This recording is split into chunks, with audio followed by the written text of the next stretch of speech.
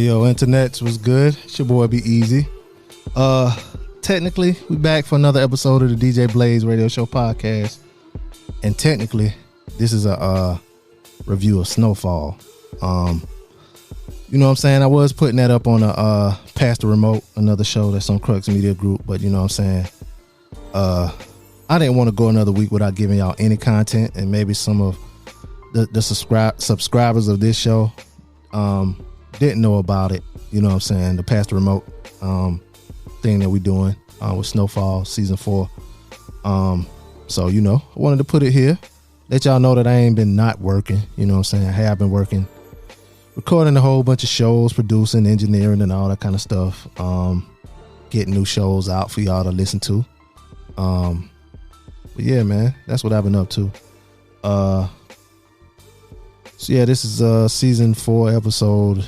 Well, this episode is episode 4 of Snowfall. It's called Expansion. Did this episode with my homeboy Cain, aka Hennessy Black, and my homie Mello. But yeah, man, you know, trying to get them acclimated to the podcast game or whatever. But you know, I enjoy talking about TV shows, especially TV shows that I like. And so we're doing Snowfall. So if you like it, email us, you know what I'm saying? Email me, let me know what you think. DJBlazeShow@gmail.com, or call me up, let me know what you think about the show.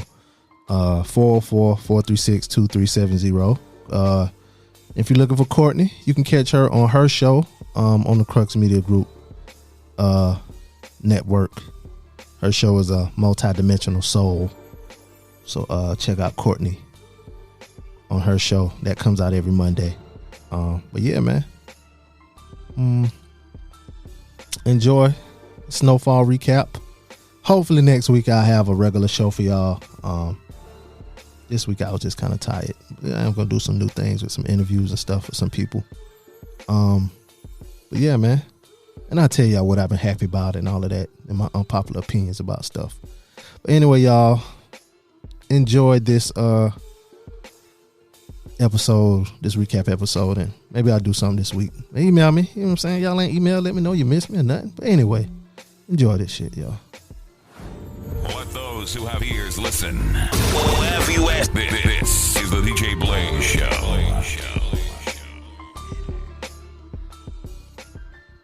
Trying to deal with this man boy Scully shit. There ain't no dealing with those motherfuckers. Only thing you can do is stay out the way and be glad they ain't coming at us. Need you with me, Lee? I'm good. I want to see Franklin Saint in prison. Whatever this is, the people are dying over it. Can you give me anything? Tony Marino. He was Lorena's handler. Start there. You had something you wanted to discuss. You've been hemorrhaging cash to the tune of about 13%. What is it you want? I think I may be able to help you. Hey, Avi, it's Reed Thompson. Listen, my contact in Costa Rica said that the cargo never even showed up. I need to know where my guns are, and I want you to find out. And you'll let me know as soon as you do. You heard anything about Scully? Whether he survived it? How the fuck am I supposed to know? Told that nigga not to get mixed up in that shit. Scully was shot, but he ain't dead. Just real mad. Find Franklin Saint! You gonna get off his corners? You gonna leave his people be? Or you the one that's gonna find yourself a new club? You don't mean that shit? The fuck I don't. I built this shit. Me, brick by brick. And I'll be damned if I let you tear it down just cause you don't like the way another nigga talk. You ain't killing him. You giving it to him. Fuck they call you, man, boy. I was a full-grown man when I was still just a little boy. Man, boy. How you sleeping at night, son? Like a baby. Must the rock get a hold of their ass? The person you knew, they gone. I had plans for you. I made arrangements. Arrangements? Yes, arrangements. Come on, Avi. You gonna admit what this shit really about? Yeah. What up, world? We back for another episode of Past the Remote, presented by Crux Media Group. This is Snowfall, season 4, episode 4. Go by the name of B-Eazy. And your boy Cain, Saints, what it is and what it ain't. And we got my man, who else we got in the building? Mello, what's good with you? I'm just happy to be here, and that's how they say it. Yeah. Hold on. There we go. Got a newcomer in the building, so we got to hit the applause for him. You know, popping another chair. Yeah. I heard that. Another cherry pop. Yeah. So I ain't too far behind you. Nah. Hey, okay. baby. Breaking them in. Running the train. Breaking them in, baby. You running the train. Yeah. Welcome, y'all. Welcome back to another episode, listeners. I know I saw some comments. They was like, "What's the email? How you call in?" Email the show. You email djblazeshow@gmail.com. Call us up 404-436-2370. Let us know what you think, your thoughts about the show, all that kind of stuff. What you think about our thoughts and all of that. Melanie Woods. He's talking about your ass. Wow. Melanie Woods. Man, call you right on out. Call you right on out. Yeah. Thank y'all for y'all comments anyway. Well, fellas, I asked Mello. But did she even call in? Nah, she ain't call in. Motherfucker. Yeah. What you thought about this episode? Man, I like the episode. Yeah. It's gonna show you how some things gonna turn. Mm-hmm. If the way I look at it. Yeah. Ah, man, yeah, I loved it too, man. I looked at it as a pivotal episode. They can go in many different directions just off this one episode alone. Yeah. I think I would call it a triggering episode if I try to sound smart real quick. Oh yeah. Especially the end. That was a good one. Yeah. I liked it. Because I figured out kind of what year this was based on a couple things that got said in the episode and some of my other nerdy shit that I be doing. But I'll get into that when we get to them scenes. I guess we'll go ahead and get into it. You know what I'm saying? The episode starts off with Wanda and her tooth. Now I think it was last episode, I said that I thought Wanda was going to be on her road to recovery. Yeah. I was wrong. Of course. I told you it was wrong. Yeah, you did. He tell you in the intro, once they get that rock, yeah, the person you knew is gone. Sometimes, man, you know, something happened to bring you off, but it didn't bring her off. And Wanda, she was trying to sell her tooth with the silver filling. And you seen that silver too. You can see it? Yeah, I can see the silver. Had some silver in it, yeah. Hey, she said the feeling still in it. Uh-huh. She tried to sell it to one I guess a dope boy or whatever. He ain't want it. She see her boy Lee always feeling sorry for her. He still got love for her. I don't know. Sucker, man. I don't know how much he gave her. Man, they grew up together now. Yeah. Remember I don't know if they grew up. I know they was fucking. But you know. But that was his old lady though. Yeah, he was in love. Yeah, he still love her. In all actuality, I think he just feel guilty because she's how she is now because of him. Yeah. He told, I guess so, but he didn't tell her to smoke the rock. Yeah. They said to cook the rock. Yeah. Well, I mean, you put them around it. I've been, and Franklin said, "No, I don't want to ride." I almost implemented myself. Right, I implicated myself. Right, but and remember, we get our sources from the internet. Yeah, from the internet. And so Lee gives us some money. You know, it's Fatback and CJ and the rest of the crew. They had a little restaurant. It's a lot of walk-up restaurants in LA. Yeah. But it's like that in Los Angeles though. Yeah. Every block you go to, you're gonna see you're gonna see a lot of a Mexican spot. But there's a lot of stuff that be going on in places like that. Gotcha. Yeah, because you know, was that season 3? Lucia had the whole breakdown, cook up, mix up, cut up operation behind the church. Yeah.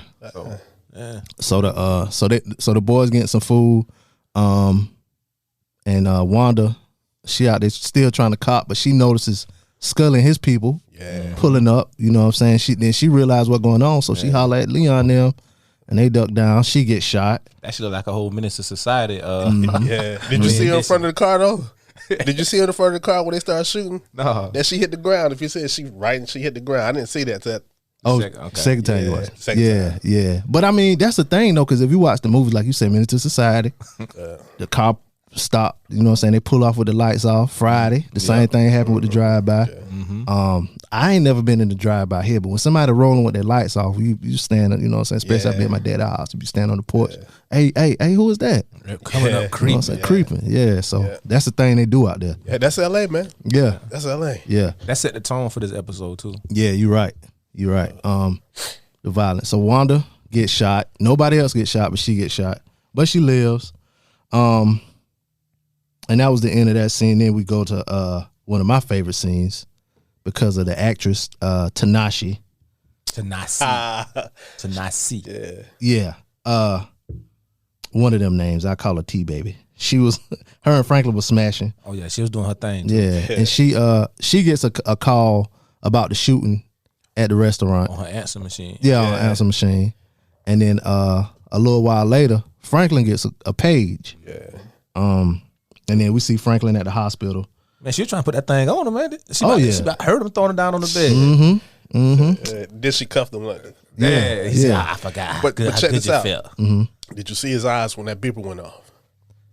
He looked worried. He knew that was. He knew what was going on. Yeah, I ain't know he knew it was Leon, but he knew that call right there. Yeah. And then the page right up. Because you could actually hear the voice recording. Yeah. Mm-hmm. He knew what was going on. Yeah.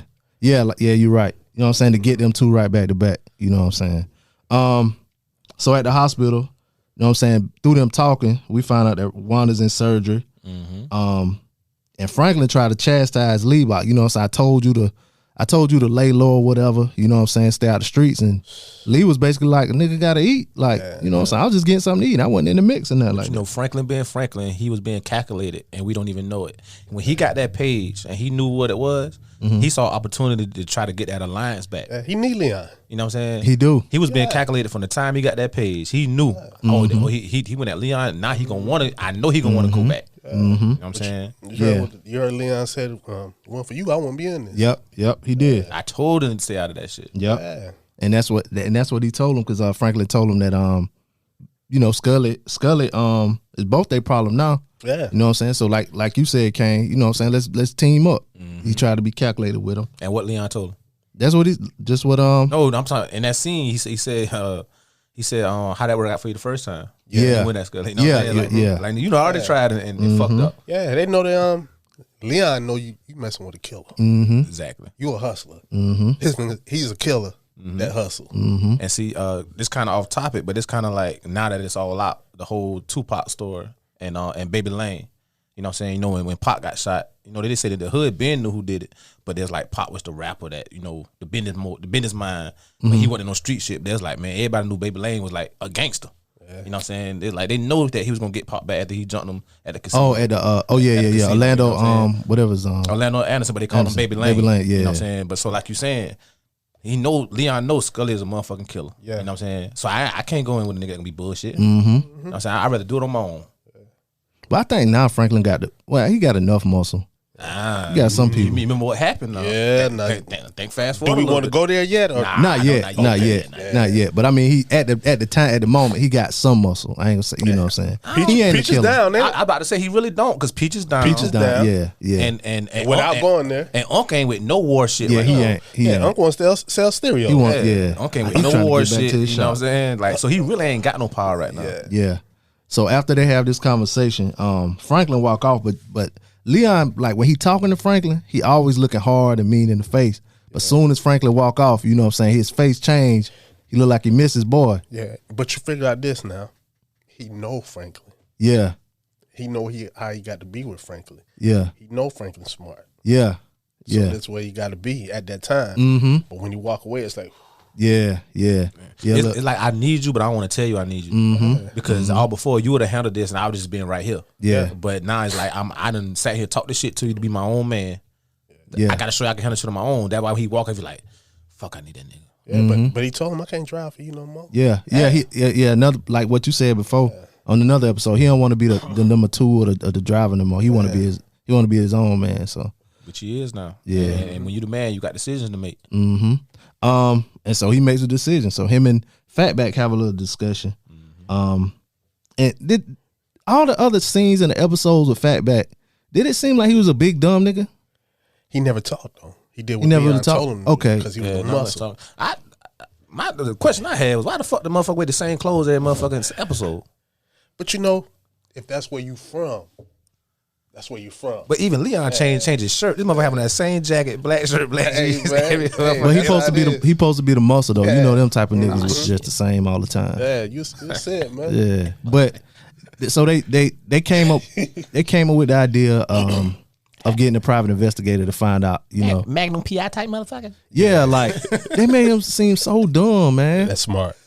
Yeah, but then in the hospital, he was like, "Why you think we bought it here, you stupid motherfucker?" That's what he told the little nigga. Yeah, when they was about the police coming about the gunshots. He's like, "They don't give a fuck gunshots here." So now he looking like the somewhat educated. Yeah, a little. But yeah. if you look at this, in the beginning when it first started, he was the one talking to Franklin on the phone. Right. Leon never got on the phone. He's like, you heard anything about Scully? Like, how the fuck would I know? Yeah, and when he do speak, he speak with intelligence. Just like when he said, "Man, you can't pay the nurse that money. You got to go down here and give him that money." Yeah. And also, what I saw at that part too, right? For that one time, Leon started thinking like Franklin. Yeah, Leon started thinking like Franklin when he said, "Go get the PI." Yeah. That let you know Leon ain't dumb. Yeah, he took notes. Yeah. He's what Frank Lucas was to Bumpy Johnson, allegedly. Yeah. So next we see Avi and Reed. They're meeting up and they talking about a shipment that was missing. That was supposed to go to Iran, but it never left. Yeah. And the money was missing. Now this made me think of something, and this let me know what time period this was happening in. Back in 85, right? All of this stuff had to do with, like, you know, they call it the Iran-Contra affair, whatever. So one of the things that happened was in Iran, it was like 7 people that got kidnapped. Okay. So you know how, like, the USA be like, you know what I'm saying, we're not negotiating with terrorists or whatever. Right. They negotiated with the terrorists.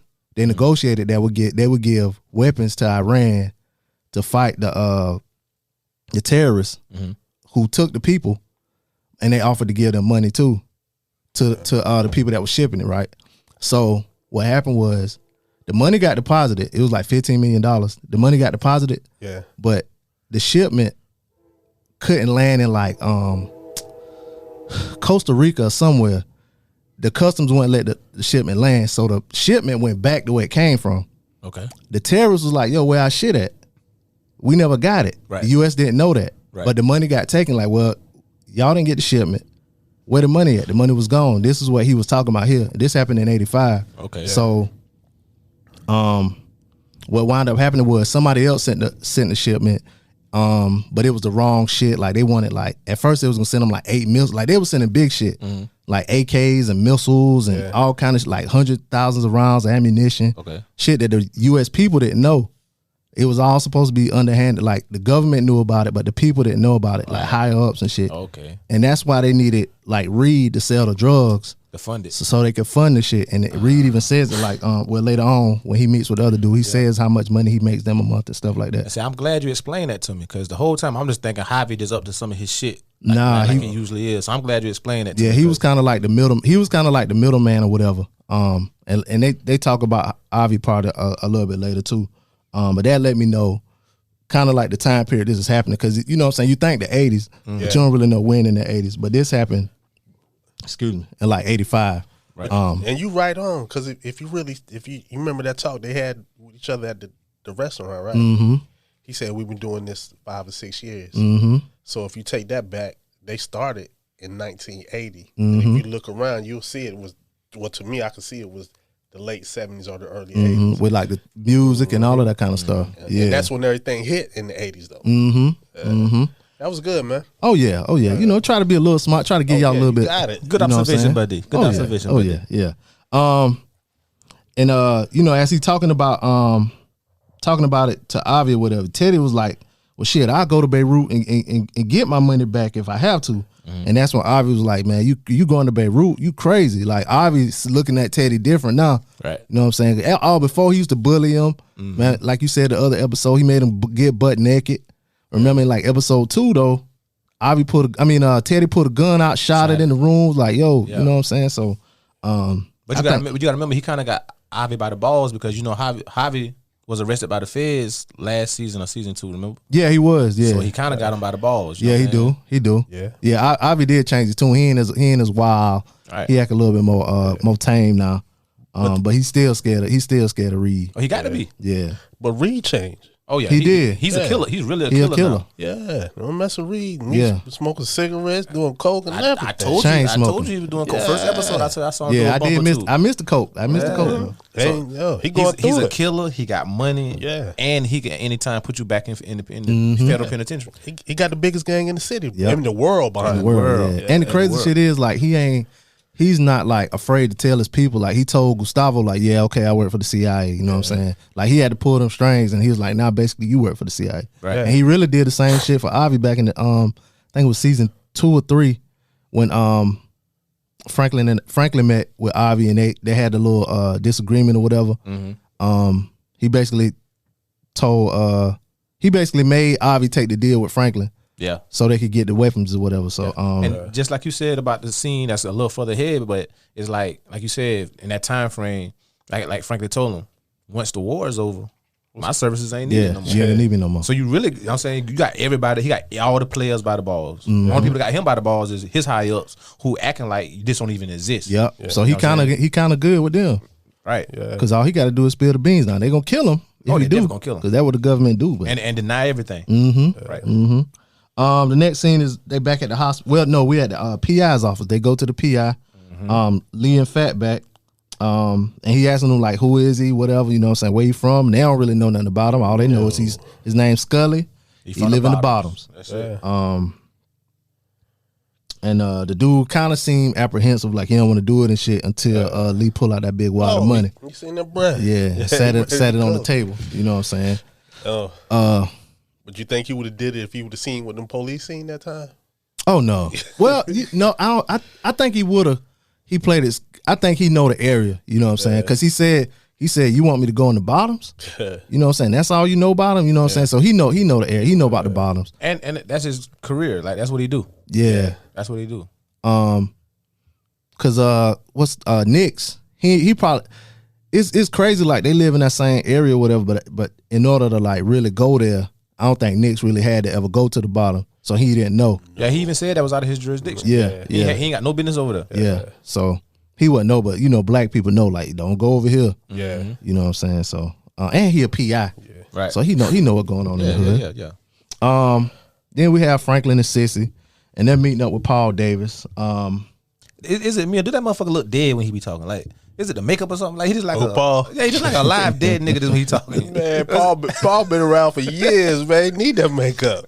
I think I be trying to compare him to the Shy character, and I think the Shy that's the same dude. Yeah, that's what I'm saying. That's what I'm saying. But he in Snowfall, he just looks so fucking old and dead. Like it's like when he get done his scene, he go lay in a coffin until they call him back for his next scene. Maybe it's the lighting or something. I don't know. A lot of white people work on this show. Black people work on the Shy. Yeah, right. His face do look shine kind of wrinkled. Yeah, like they trying to hide some shit.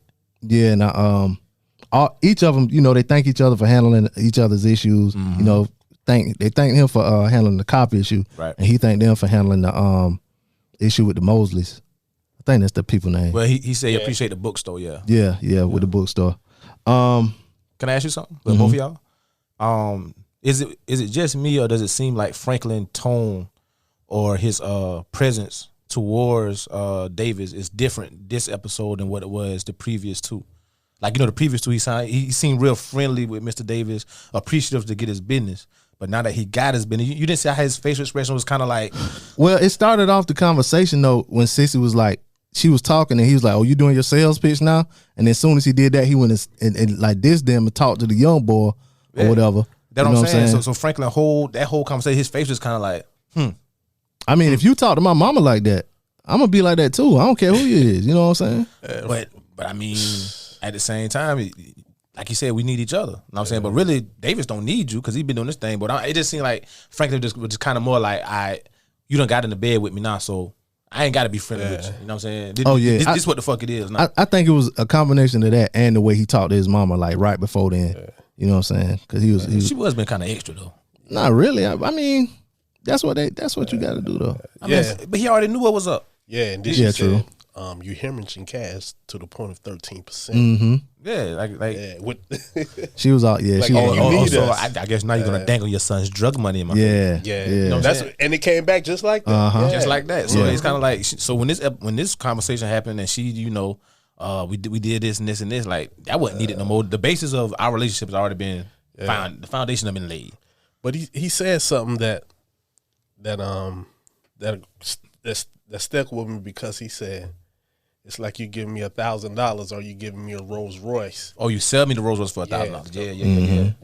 When I get stopped, I'm gonna have to ask where it came from. Yep. Or I'm going to jail for the rest of the years I got alive. So he told you if something happened, this ain't right. I'm telling him where it came from. No, but basically what he's saying is either way, I'm losing this Rolls Royce. Yeah. So he's basically saying it's no good outcome regardless. And then he gonna tell on you. Yeah, he I probably caught so. that, both of them. Yeah, both of them. So yeah. But she came back and told them, you know what I'm saying, basically she told them how they clean their money. Yeah. And that, you know, she was like, is how she said something like, it's as real as this tangerine, and she held her hand out, wasn't nothing in her hand. You know what I I'm watched saying? this episode 4 or 5 times, and every time I stare at her fucking hand and try to read her lips at the same time. Like, I don't know if she said this 10 plate or 10. I don't know what the fuck she said. Yeah, she said tangerine. Oh, okay. Yeah. I ain't know. Yeah, they eating rich fruit. That's at the country club. Yeah. I ain't know what the fuck she said. I ain't know. Yeah, but you see how he slided Franklin though, with the young boy. You know what I'm saying, telling him about school. yeah. I'm gonna be at your graduation. oh yeah, That was Franklin. That was Franklin years was ago. supposed to be. you're right. Dang, you're right. He threw a little jab at Franklin by doing that. Yeah. You know what I'm saying? How things going? Oh, harder than trying to baptize a what he said, a holy cat or some Something, shit. yeah. Something like You know what I'm that. saying? He's like, I'm going to be at your graduation. Mm-hmm. You know what I'm saying? You notice Franklin hit. As soon as he said that, Franklin face kind of like. Because he seen himself. Yeah, He and seen what he would have been if he didn't go down. Mm-hmm. So boom, look at it this way. Did Franklin look at it in a positive way or a negative way? I think he reminisce. I don't know if he reminisced because he looking at a black boy at a white country club serving folks, Yeah. being a fucking nobody. When now I'm sitting in this chair making $1 million deal. So it depends on the viewer point of view. Is Franklin reminiscing about what I could have been and been on the straight and narrow, and I never would have got shot? I wouldn't be walking with this cane. My mama wouldn't have been picked up by the police. Or is he looking at it as like, look at this DuBois ass nigga right here at this white country club? I'm glad I ain't go that route. I think he was reminiscing about what happened to him in that school. What happened to him when he was trying to get on the same page as that dude, and how they treated him at that school when they kicked him out. Right. When his mama didn't have that money. True. Remember that?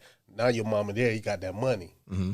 But either way, it's I just the way you wanted to take it at that time. Right. How would you took it? Me? Yeah. I probably would have looked. I looked. I could have went this way. I'm this way now. But it's either way. So you seen yourself in the past. Now you see yourself in the future. Right. And you see what yourself as right now. You sitting across from Paul Davis talking. Yeah, I think he's just so. Even though it, you know what I'm saying, he ain't that much older than the young boy or whatever. But probably 4 or 5 years. Yeah, that ain't really that much.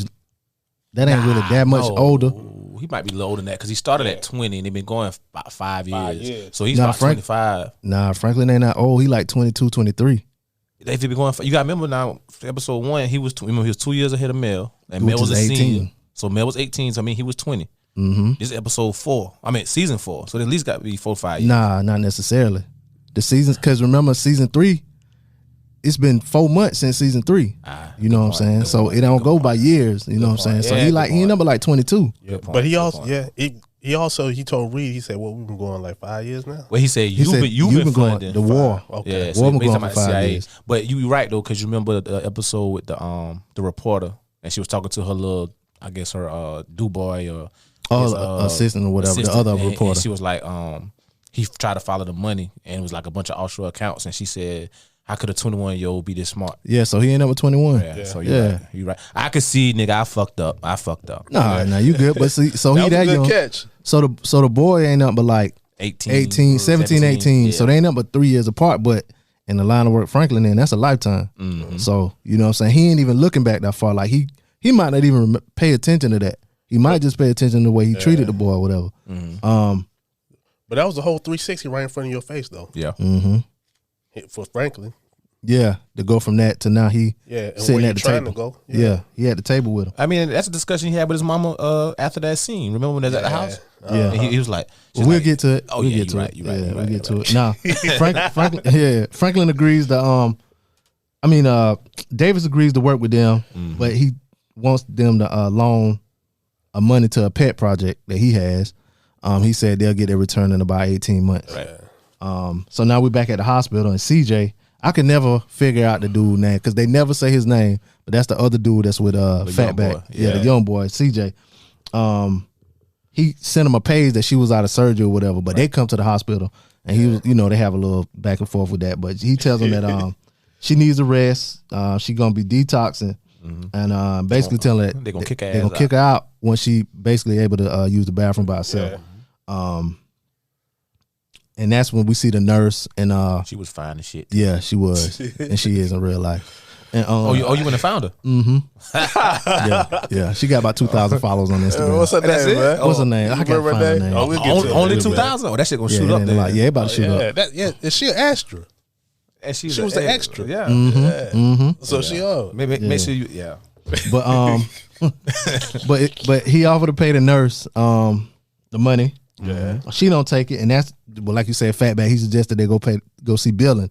Yeah. You know what I'm saying? Because that's the people that deal with the money or whatever. Right. And they say, like you said, damn, she was fine. But she was though. Yeah. That was smart of them though. Hey man, listen. Scrubs, TSA pants, and them girls that work at Walmart in them khakis. That do it for you? Them the best 3 pants you look at a female and you can tell what she working with. Well, hey, Scrubs, Walmart khaki pants, and them TSA pants. You hear me? I like the TSA pants. Them blue ones. Yeah. That will get me in trouble, man. The Navy Jones. Hey, can I say one more thing with Fatback showed his intelligence too? Yeah.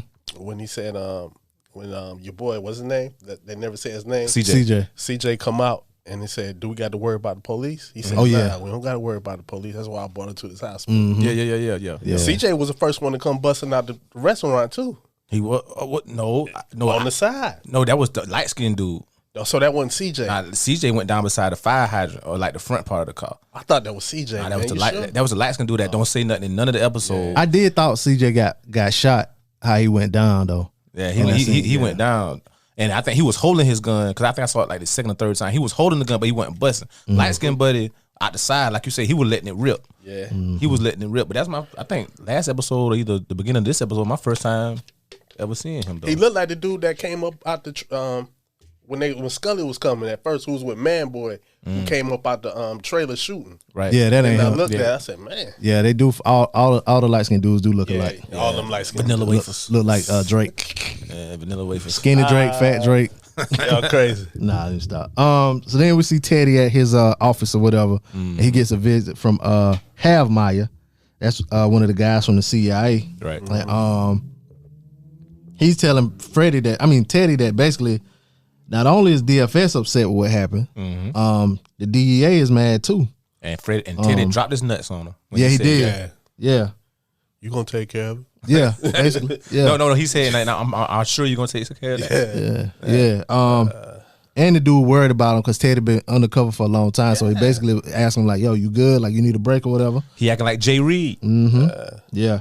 And that's when Teddy asked him to look into Avi's financials to see if he made any large deposits. Because if Avi did, then that means he got that money out of that $15 million, his cut out of that $15 million.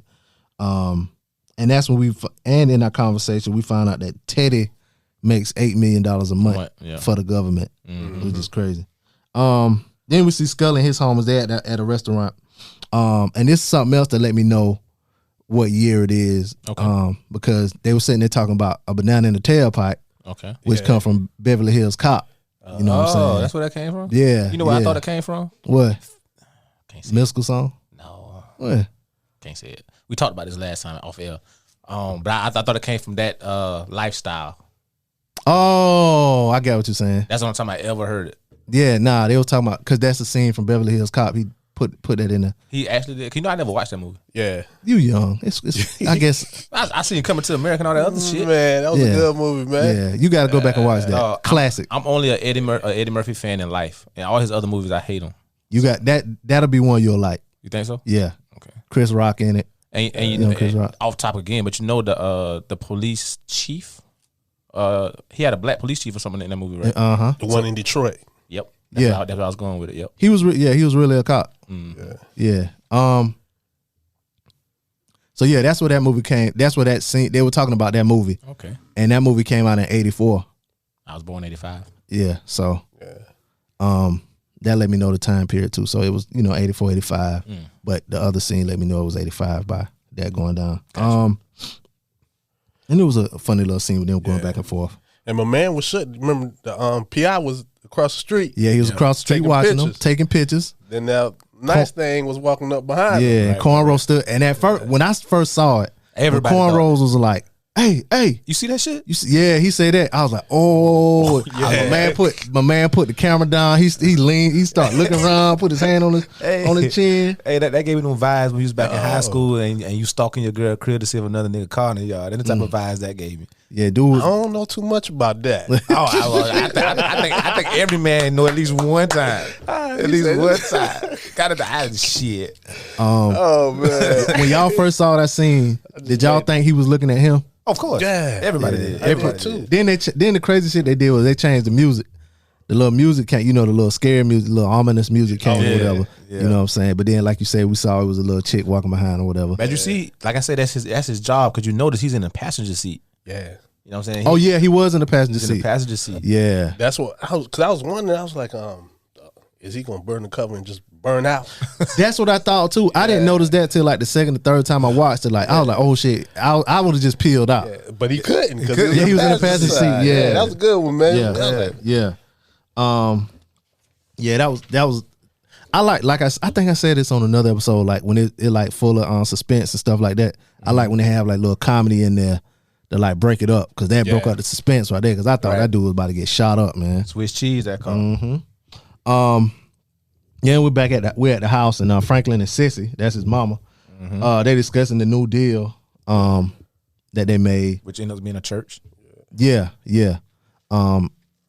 Also a pivoting point. And this is when Sissy basically asked him like, "Yo, how long this gonna take?" Like, you know what I'm saying? And Franklin trying to convince her that this is what we doing it for to make money and all this and that. She was like, "Nah, I'm doing this to get you off the street." Yeah, you know what I'm saying? They had to have us walk away with nobody in prison, nobody dead. As a family, we can go live on the peace as millionaires, happy. But Franklin being a young nigga that came from pretty much nothing, he sees the dollar signs. But as you said, but you know what though? I ain't gonna say he came from nothing. You remember his mom was about to lose the house. Yeah. She was about to lose the house, but that was just because his daddy was an alcoholic. No, this I wasn't been going, and he was on the way back. But the thing is, they really, now looking at the wealth gap, they did come from nothing. Remember, he was about to get kicked out of school. He did get kicked out of school. Well, that was I don't think that really happened. What do you mean? Happened? The thing with him about to get kicked out of school and all of that, I don't think that really happened. I think that was like some kind of dream or what if. Because it was in all, hold on, because it was all in black and white. His teacher was Reed. No, but before that, he was getting kicked out of school. Remember, he called his mama for the money. That was the same scene. That was the same episode. So you think he was dreaming that? Yeah, because that was after he got shot. Remember? Oh, okay. And it was all in black and white. Yeah, I'm gonna have to go back and see. Yeah, watch it again. His teacher, his professor in that class was Reed. Okay. You know what I'm saying? Okay. That's what I got from it. Now I'm gonna have to go back and revisit that. Yeah, watch it again and I still think they ain't came from much of nothing though. I mean, I ain't saying it was well off. Yeah, because they lived in South Central. Ain't too much in South Central. But like I told him, South Central really is a middle class neighborhood. Where at now? Wait. He's saying before the pandemic. Before all of this, it was a middle because his next door neighbor was Andre, a police officer. Yeah, taking care of his house. Even what's the name? Jerome and Louis. They had a house. They had a house and they ain't lived too far. You know what I'm saying? They still in the same neighborhood or whatever. So they was middle class. He did what he did. He was a little hustler too. But cause like when I hear somebody say came from nothing, I mean like you eating damn syrup sandwiches. Yeah, you know what I'm saying? Shit like where that. Leon from? Yeah, where Leon from? Yeah. So you remember the scene and the conversation he had with Mel, season 1 inside the store before Leon and Kevin get there? And she was like, you supposed to be going to this fancy school off to college. He's like, that ain't what I want in life. She's like, what you want? He's like, I want power. No, he said, I want money and the power that comes along with it. So we fast forward now to this last episode. That's what I'm saying by, his vision was that dollar. Yeah. You know what I'm saying? Not just saying he a nigga that came from nothing, but now he sees the power that he has to buy all these, like his mama said last episode, these commercial sites and these commercial businesses and these opportunities that he's now able to provide. Even with that, even like before he really got into like selling dope, he was just selling weed or whatever. You know what I'm saying? He was still selling weed. Like he could have got a regular little job, but he still was hustling. Right. Matter of fact, he had a regular little job working at the store. Yeah, working at show. Yeah. So remember last episode I asked you if you think he bought it. I still don't know. Yeah, we probably never know, but I wouldn't be surprised if he did. Yeah. Did you see the end when him and Sissy was talking about at the end? He got excited when he said, "I can try to put an end to systemic race, generations of systematic racism." Yeah. Then she had to calm him down. So you still see that part of him too. Yeah, and also split forward that he's also trying to appease her because remember he asked her why is nothing never fucking good enough. Yeah. But that's when she told him like it is good enough, but this you still hustling, you still in the streets. So you know what I'm saying. She was like until you out of the streets altogether, none of this mean nothing. And I can't rest. Yeah, she can't rest. And you see it on her face all the time. Yeah, and that's a catch-22 with her because she want him out, but she understands everything she now has came from this. Yeah. But she love her son though. Oh yeah, and she only got one. That's why I look at it too. Yeah. The next scene we see Gustavo.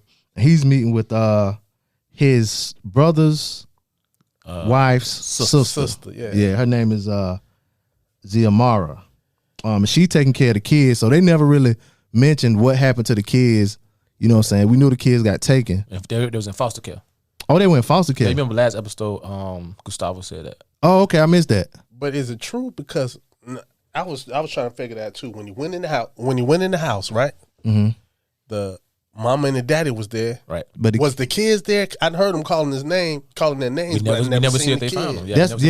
That's why I say I missed that part with what happened to the kids. So when he was having a conversation with Teddy after he killed the guy, and put 100,000 on his head, right? And he was like, "What do you want me to do?" He said, "Have you ever lost everything?" He said, "My family is gone. The kids are in foster care." Oh, I missed that. Okay. Yeah, so that's one reason why I knew. So I guess she got him out of foster care because she was next to kin or whatever. And you got to remember, he got the money to push that process. Yeah. And so she asked him if he killed the people that did it, and he nodded his head, yeah. And he offered to give her a whole bunch of money. Yeah. But she was like, she don't want to put her life on hold. She don't want to put her life on hold to raise her sister kids. So she looked pretty young too. So you know what I'm saying. You don't know. I thought she wanted him to be there too. She did say something like you know what I'm saying. He ain't been around or whatever. But he basically said that he can't come around right now. Yeah. Because all they got going on. But I thought they revealed something in that scene, but I just wasn't paying attention earlier. You know what I'm saying? And then you see how they was going back and forth to Spanish. Yeah, that'll throw you off now. Yeah, you have to listen and then you got to look down and read and look up and listen again. Yeah. Man, my TV ain't have none of that on there. Next we see Irene and she's at work. Her and her partner, her other reporter, man. She calling around all day looking for Tony Marino. Yeah. And she gets nowhere. Basically, she called his I think she called his mother, grandmother, ex-wife, sister, all kind of people. Dan Marino, Dan Marino, all of them. All of them. Dolphins. And she mentioned her dilemma to one of her coworkers. And the coworker tells her to keep pushing her story, and that something will pop. No, to keep pushing the angle from the shelter. What she said to keep going or whatever. Then she tells her to go to the shelter to work the angle with Alton. Because she said it'll keep you busy. Yeah. And she said that, the son is selling drugs or whatever. Follow what I'm saying? And he got a shelter. She was like, that basically a guilt shelter. Follow the money. Yeah, she tell her to follow the money. But with her, right? Mm-hmm. You could see that she ain't right? Yeah. You can see all the stuff that's missing in her life. How they show you this missing in her life. Yeah. That's how much a dog she is. Like she could be out all night, because she don't got nothing to go home to. Mm-hmm. Yeah, and that's why she be on it. Like she's consumed by her work. Yeah. Her husband, that dude that was in the series, her baby daddy. Yeah, and he said, "Well, I got." She wanted him to stay the night. He said, "I got somebody now." Yeah. Mm-hmm. Well, we find out that's her ex-husband. Yeah. In that same series, and her daughter don't want nothing to do with it for some reason. We still don't know what you know what I'm saying. And she always drinking. Oh yeah, she stay lit now. Yeah. The next scene we got it's a whole lot of talking in this scene. So instead of me talking about it, I'm gonna play this next scene. It's Alton and Sissy, and they're in the kitchen. They have a little back and forth about eat with me, baby. Yeah, that's a good. Oh yeah. Yeah. So I'm gonna play this scene. Oh boy, what's all this? Oh, bookkeeping, moving some things around now that we're in business with Davis. Oh, guess that luncheon went pretty well. Did you guys toast to the Mosleys? Paul Davis is a snake. Came up in the jungle. He might have been that way, but he's a businessman now. A different kind of snake, but it still slithers. Yo, I just want you to know who you cozying up to. Cozying up to a snake helps make sure I never get thrown into the back of a police car or watch my son being driven off in one. That's exactly what I will do. What you gonna do when that snake tries to bite you? Then I will chop his goddamn head off and move on to the next one. All right. God. I'm sorry. I know you're just doing what you can. Come on. Eat with me. Yeah, so that was a good scene. It was something he said in that scene about Paul Davis. He said he came up in the jungle. I was thinking I was gonna say that. I ain't know if he was gonna say nothing. I was gonna say if you know where that is, then you know he came from some gutter shit too. Because the jungle is the area where Training Day, the shit that happened in Training Day. Watts. Yeah. So he came from the hood too. That's where the whole Birdman, all that clapping shit came from. That's where that came from. Yeah. But you know what? Do you think they listening to Pops now? I know sometimes he can get through with Franklin, but he can't get through with Franklin enough to pull him. Right. But he says some stuff that's he do. That's true. Mm-hmm. Yeah. Because he's been there. Yeah, not from the drug aspect, but he's been in the streets. You know what I'm saying? As a panther, as a parent, as a drunk, homeless, and as a dope head. Yep. Well, he was alcoholic. Yeah. Something to go at what you said, and something about them, whether or not they're listening to each other. And I'm gonna bring that up a little bit later when Franklin meets up with Teddy. But I'm gonna bring that up later, and I'll let you know what I think about, you know what I'm saying, the question you asked. Well, it's the next scene when Reed and Franklin meet up, and basically Franklin asking him, you know what I'm saying, how much time we got left. Right. You know what I'm saying? Because like we said earlier, he said, you've been at it for 5 years. So how much time is it going to, you know what I'm saying, take? And Reed basically tell him, like, if I give you a time now, I'm basically, you know, bullshitting you. You know what I'm saying? And that's when Franklin suggests that, you know, if I got more work from you, would that speed up the process? Right. And Reed was like, yeah, it could or whatever. But to your point, I think even though Franklin act hard when he talking to his mama, he took that in and he went straight to Reed and was like, yo, how much time this gonna take? You know what I'm saying? I need a date, you know what I'm saying, to know when I can get out. Cause he was like, in my line of work, you know, the shelf life ain't on. You know what I'm saying? We've been in it for so long. But I think the same thing with Sissy. I think she act like she don't be listening to Alton or whatever when he be talking. But I think that she take it in and then she go to Franklin with it like, yo, when we gonna get out? You know what I'm saying? The same thing Franklin did. He went to Reed, was like, yo, how long this gonna take? You know what I'm saying? So I think they listening, but in the moment they act like they ain't listening. Yeah. I think it's a progression because, you know, in the beginning they didn't take Alton serious because they never thought he was gonna ever come back right. You know what I'm saying? So it's kind of like when he talking before, like when he first started coming back around, both of them kind of just, man, get the fuck out my face. Yeah. You know what I'm saying? How the fuck would you know? But now that he's clean, you know what I'm saying? He got a stable source of income from the VA as well as the shelter. He's running the shelter. Now, your point is a little more valid because I could tell it coming from a sober mind and sober thought. You know what I'm saying? So I think it just took a time from them realizing, okay, this ain't the alcohol talking. Yeah. You know what I mean? Or he ain't trying to get $1 so he go get a drink. Like he really concerned. Like the scene where he told Franklin, man, stay home and watch movies with me. We pop some corn.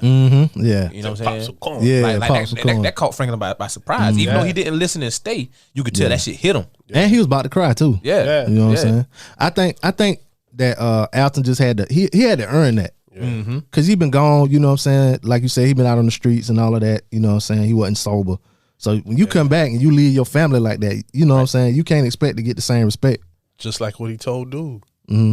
That dude that at the shelter. Yeah. Oh yeah. Yeah, he said, you gonna mess around and lose your family. He know that because he done been through that. You gonna regret that. Yeah. And he don't want nothing. He probably the only one around that don't want nothing but his family. That's it. That's it. That's all he want. He don't want nothing. Yeah, because he done lost it. Yeah. And he got it back. But you see all the time he always want to spend that time. Come on and eat with me. Yeah, you know switch the whole thing. Yep. When she got hyped. Yep, he did. Come on, eat with You know what? You's a mother. You're a black mother. You know what? I understand. Hey, I understand. Ain't nothing good gonna come out of me and you fussing together. Eat with me. And you see her whole tone change. Yep. You know what I'm saying? That was a good one. That was a good one. Yeah. Well, hey, what them writers' names is?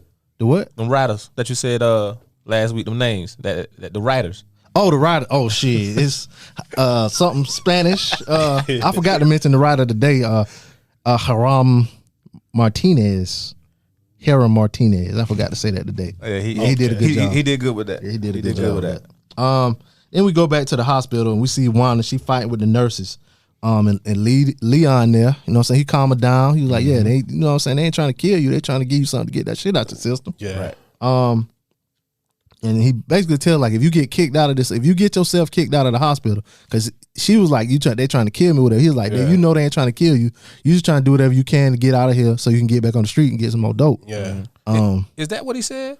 Yeah, basically what he said. I thought he said. So you talking about the part where he said, "If you get kicked out, I don't want nothing else to do with you." Well, he said what I said. He said that, and then right after that, he said, "If you get yourself kicked out, I don't want nothing else to do with you." That's not what I thought he said. He said, "If you get yourself bounced up out of here." Yeah. Oh, yeah. And see, that's another time I was trying to listen and couldn't really understand. I thought he said, "Once you get yourself together, I don't want nothing to do with you." The first time I watched it, that's what I thought he said. I thought he said it the first time, but then I might need to buy a new motherfucking TV or surround sound or something. But then when I watched it again, because he said all of that in one sentence, like he said it real quick all together. Talking fast like me. Yeah.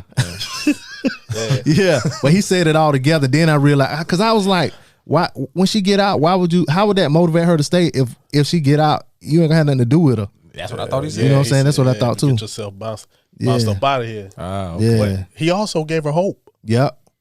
He gave her hope. Yep. Yeah, he told her, he's like, this your second chance. Yeah, your so second that's why the chance. shit threw me off, because like, why you gonna tell her this your second chance? Yeah. And then trying to say, once you get your shit together, I don't want nothing to do with you. And then she shook her head like, yeah, I'm like, these bitches retarded. Yeah, he said he should have put a little pause in there. I said it a different kind of way, but okay, yo. Clear that up for me. I appreciate you. Oh yeah, that's what we here for, and there's probably some more listeners that thought like that too, who only watched it one time. You know what I'm saying? Shit, I watched it 5. Yeah, boy, y'all hit me with something that I'll tell you at the end. Y'all hit me with something that I did not know. Okay. Yeah. Say that. I want to hear what this is. Don't forget either. And then she asked him to stay the night. This let you know he really care about her. Yeah. She was like, "Let's stay the night." She was like, "Ain't nobody else coming." Yeah, because at first he's like, I got shit to do. Yeah, and then she said that he sat on down. And I bet you he hate the fact that he love her. I don't know if he hated, because if he did hate it, he wouldn't be there. No, but love conquers hate. You know what I'm saying? So he hate that he can't be out right now trying to handle the situation. He hate that his friends got to see him so in touch with a smoker. You know what I'm saying? But he loves her. But you know, the only person on the whole show who really kind of messed with him with that is Man Boy. It wasn't. Well, it was Man Boy, but it's the other dude too. What other dude? Remember his right hand man? Remember when they first went there, she was sucking his dick the very first time they went over there. Oh, Man Boy, right hand man. Yeah. He's still alive. Is that the one? What you call it? That got put on the cross? Yep. Good. He deserved it. How? He ain't did nothing wrong. He was wrong. He wasn't wrong. He was messing with Lee, and I don't like that. Oh, you don't like that? Oh, yeah. I thought you was making it about a female. Okay. No, hey, man. He messing with Lee. I don't like that. He was disrespectful. You don't disrespect. You know what I'm saying? Most of the time it is about a female, man. Oh yeah, I know. That ain't his fault. He ain't rape him. Nah, he did. Well, she was under the influence. She was doing the alphabet. Yeah, that's what they say now. So then we see Franklin. You know somebody like that, right? Nah, I don't. Oh no. I thought you were talking about the last episode. No, I don't know her. I don't know what she look like. Me neither. I'm too young. I just heard stories. I heard stories. Y'all know a lot of people about a lot of stuff. He probably know what she look like. He probably do that. You from the east, ain't? Yeah, he probably know what she look like. No, she used to be on the west. She's been on the east too. She did. Yeah, she's been on like first, second, third. Oh, okay. Yeah, from what I heard now, I heard it on the internet. I didn't even hear it on the internet. I just heard some old drunk men talking. Y'all got a hell of a internet. Yeah, I internet nasty, boy. I'm telling you, boy, we got a good internet. Yeah, boy. Franklin meets with Jerome, Louis. He telling him he want to expand. Jerome, he ain't with it. Yeah. I'm trying to get back to my shop. Yeah. You know what I'm saying? And I think Jerome kind of traumatized from that shooting. He is, but he can't get to his shop because everybody in the city know that way he at, so they're gonna shoot that up. That's gonna be the first place they look. Yeah. And Louis, she suggests Little Rock. Because she knows somebody that live there, right? But you know that that's a pivoted point too, because what he said when you look at it, right now they say Little Rock, but that's the time in L.A.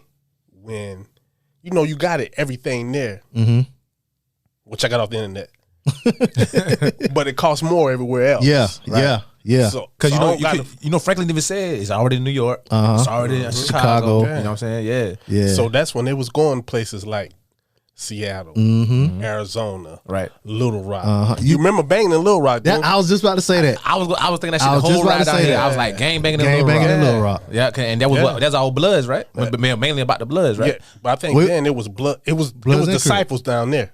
Oh, because they had Bloods, the GDs, Crips, Vice and Lord. disciples. But back then, you know, you can go anywhere, everywhere.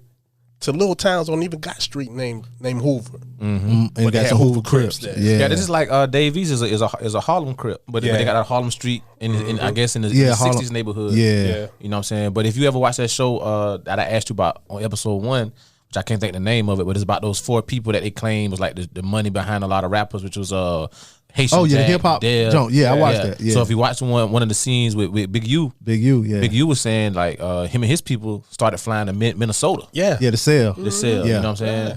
So, like you said, and all that goes back to that and that one guy. It's crazy. That one guy. He had, because you know when they your plug, you the whole United States. Yeah. And it kind of like tie in like real life, like you say.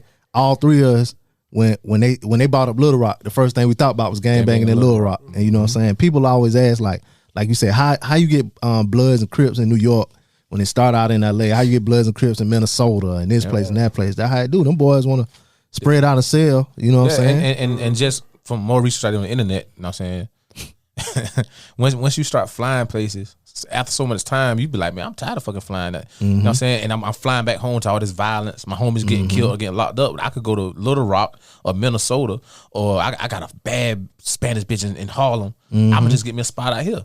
You know what I'm saying? And then, you know, somebody go ask you, bro, why was all that red? Oh, yeah, I'm a Pyru, I'm a Blood or whatever. They're like, man, what's that? Yep. And then like, shit, nigga, you want to be one?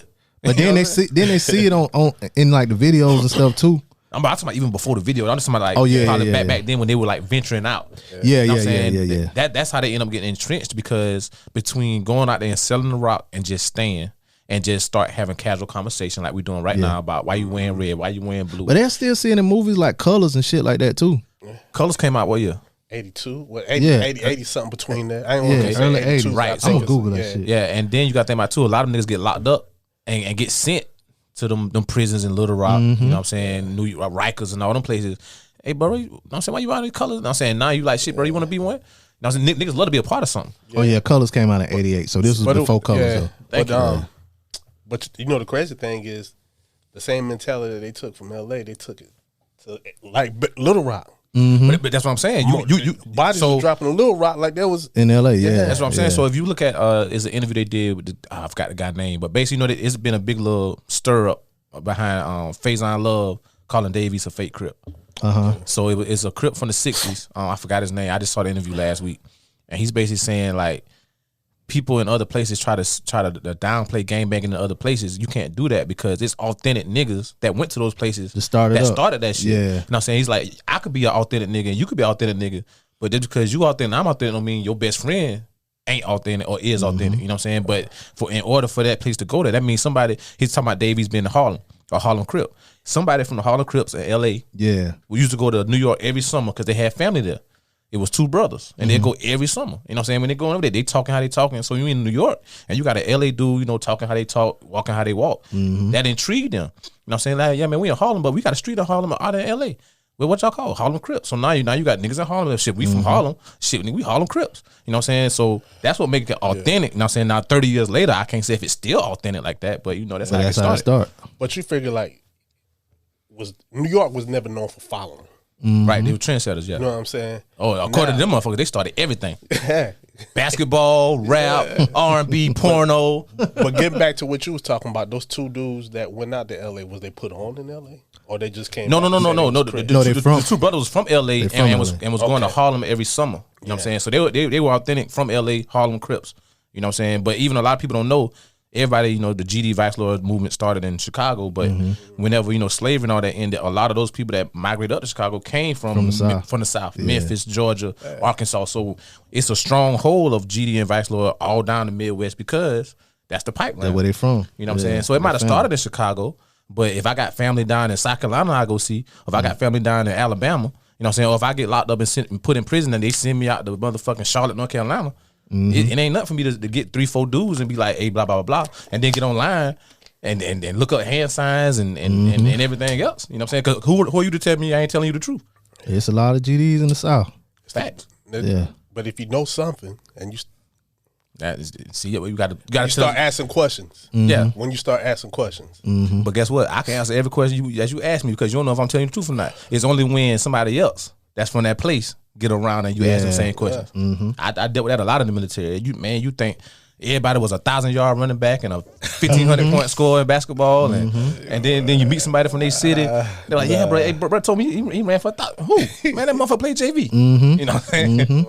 So that's how that shit expanded. Just like the crack. You know what I'm saying? You get people that go places and they just stay. They just stay. You know what I mean?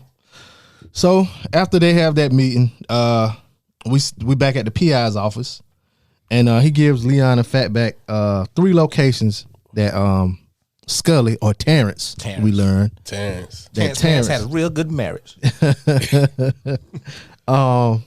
3 locations that he frequent, including his grandma's house. He said that was the only place that he went to multiple times. So he took a bag in, but he didn't bring a bag out. And so Leon and Fatback start talking like, yeah, that's probably where he keep his money at. And that's when the PI was like, you know what I'm saying, this sounds like a private conversation. Y'all boys might want to talk about this outside. Right. So they leave. Then we're at Alton's shelter, and we kind of talked about this a little earlier. One of the crackheads, he was getting confronted by his son, Dwayne, and basically he sold his baby's diapers for some crack. He was in there high. Right. Son was pissed off or whatever, so Alton breaks it up, tells him, yeah, go ahead and over there and get you some of that orange chicken you like. And that's when he said, like we said earlier, he tell him you basically gonna lose your kids if you keep on, you know what I'm saying, getting high. Because didn't the mother already run out? She left. Yeah, she was the reason why they came in there, because she left earlier. He basically tell him to get his shit together. And that's when we see Irene, and she in there trying to talk to Alton, but he see right through her. What he told her, he said, how do you know a reporter's how do you know when a reporter is lying because her lips are moving? Yeah, he basically like, don't come around here no more. Because he came back with her about your wife. Yeah, she came at him wrong. He said, I haven't put my band back on. I never said nothing about my wife. He said, I never mentioned my wife, and I haven't worn my band since I sobered up. So, I looked you up. You seem like an interest. Talking about you trying to write a story. Nope. He know this about. He's sober. He's sober now. Hey, what Jay-Z say? I see right through you, Judas. So then we see Lerp, and he's dropping off Franklin, and his PTSD kicking in. Well, nope, not even that. He was just basically that's really what it is. No, he said he thought he could do it, but he couldn't deal with all this bloodshed. His own people killing him. He said being in the war was different. Yeah, you know what I'm saying. That's still part of PTSD though. That's still something that he sees. You know what I'm saying? That brought back memories, like to see bloodshed from his people in the streets. That's something he saw. It's stressing him out. PTSD is stress from a triggering factor. Well, I took it as him not wanting it, like, you know, he could be his bodyguard or whatever, but him to go to war and be killing up his own people as opposed to some people. He ain't feel like that when they tried to set Scully up. He was with it then. He was, but he told you. He said, sometimes you gotta draw the line. And he said this way he draw his. Yeah, because he doubled his money. Yeah, that's when the shit kicked in. It reminded me of you know, we make references to other shows, but it reminded me of The Wire. One character, Omar, you know what I'm saying? Well, Omar basically told him like a man got to have a code. Right. Yeah. You know what I'm saying? And it reminded me of Cuddy off The Wire too, when they were starting the war with Marlo. Yeah. And Cuddy basically went in there and was like, yeah, it ain't in me no more. Like that thing I used to, like, it ain't in me no more. So it was, I don't think, like he said, he you know what I'm saying, he ain't no war, he ain't no street shooter, you know what I'm saying? He'll do it for the military, but I don't think you know what I'm saying? And like you say, it could be the PTSD and all of that too. I mean, it could be him personally. I really think PTSD got part to do with it. But like you said, he see the damage it doing. Because I take it back to Godfather of Harlem. You know what I'm saying? His right-hand man came back from the Korean War. And he still was with everything. You know what I'm saying? So I think it's probably a mix of the PTSD and him personally. Yeah, I think they try, like a lot of times, like you say in Godfather of Harlem, they try to make like the military people be so cutthroat, like they can do it. They can, if you kill her, you'll kill anywhere. Right. But I think this, you know what I'm saying, basically set Lil apart, like make him say like he got a code, or you know, he like he said, you got to draw the line somewhere. Right. Yeah. So it kind of. Go ahead. No, I was gonna say it kind of make him more human than some of them other people. But you not just the bodies that they laid down, but in LA at that time, do you know how many people was getting killed? Oh yeah. Yeah. There was a murder capital back then. They were running in people's houses with tanks with bull rams on the front. They said it. I was watching Cocaine Cowboys a couple of days ago. I was watching it again, and they basically had to like militarize the police because of how bad it was getting and stuff with the killing and stuff.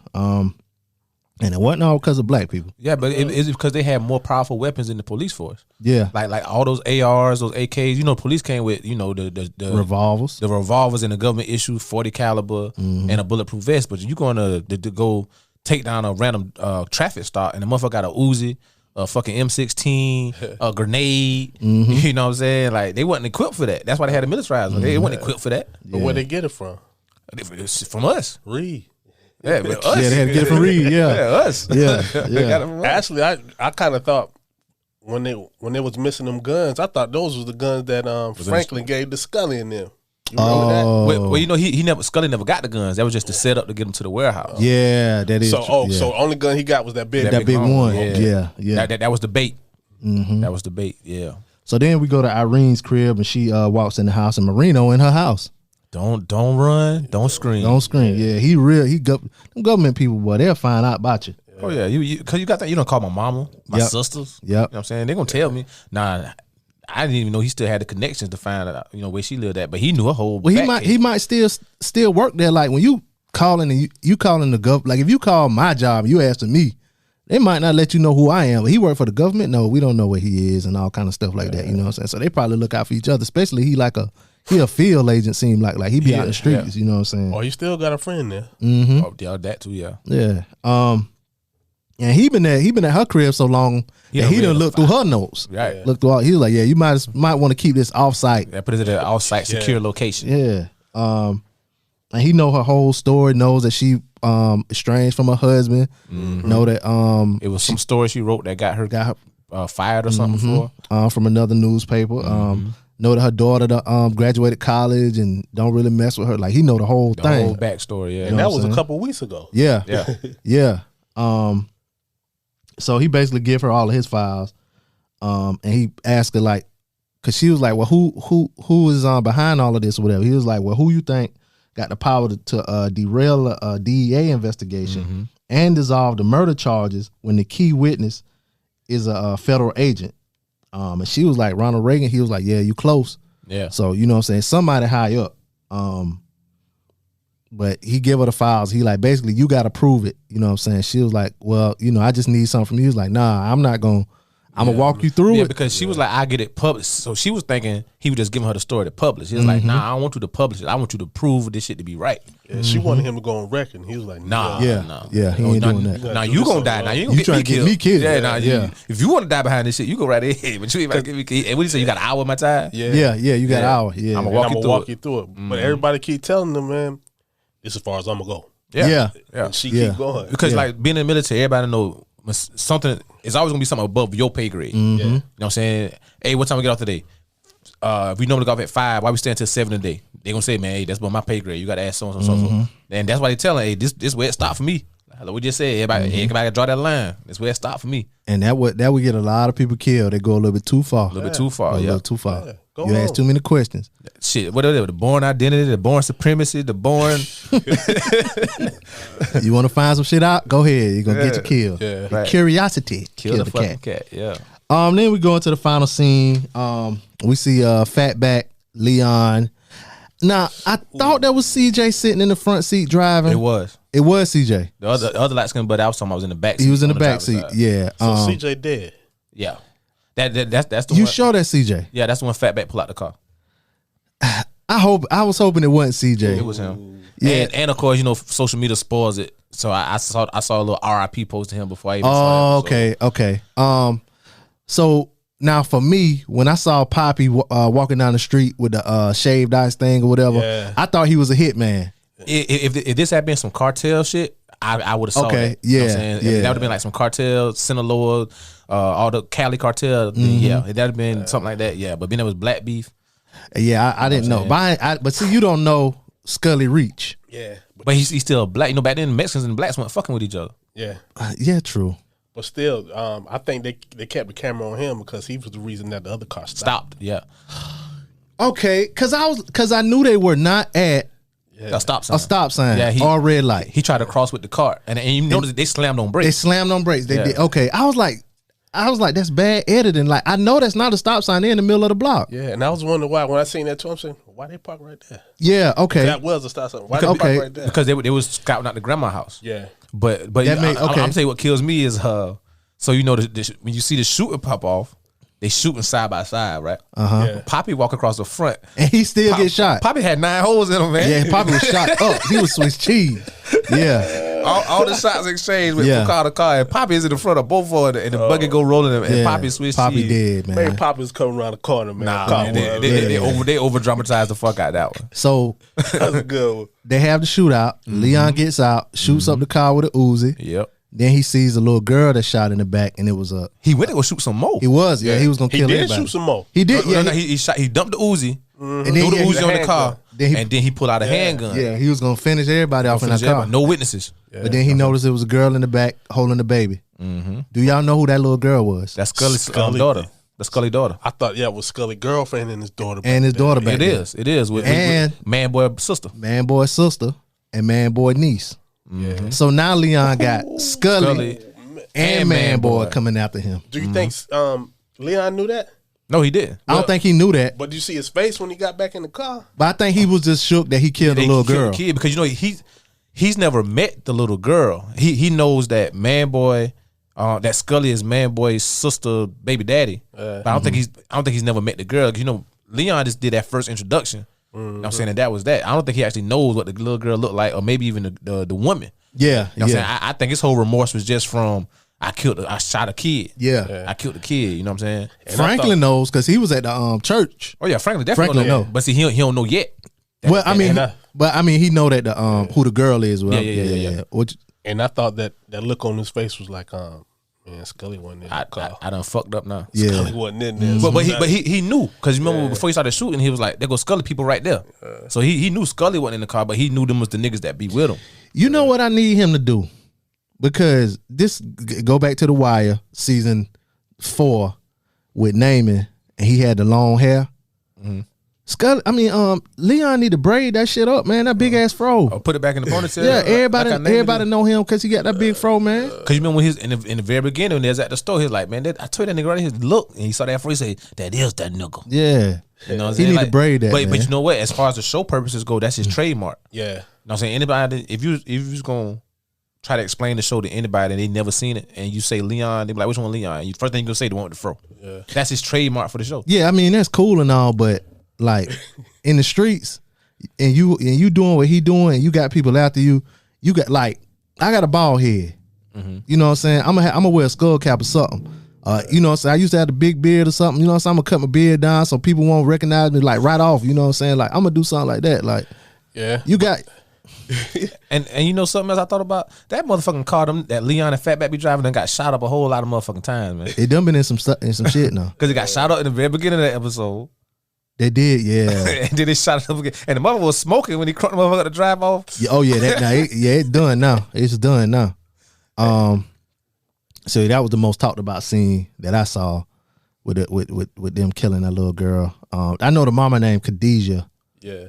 Khadijah, yeah. I don't know the little girl name, but you know. But yeah, that's a good point you made. I really didn't think about that point till just now, but Leon might, well, not even Leon, because you know they tie Leon and Franklin together.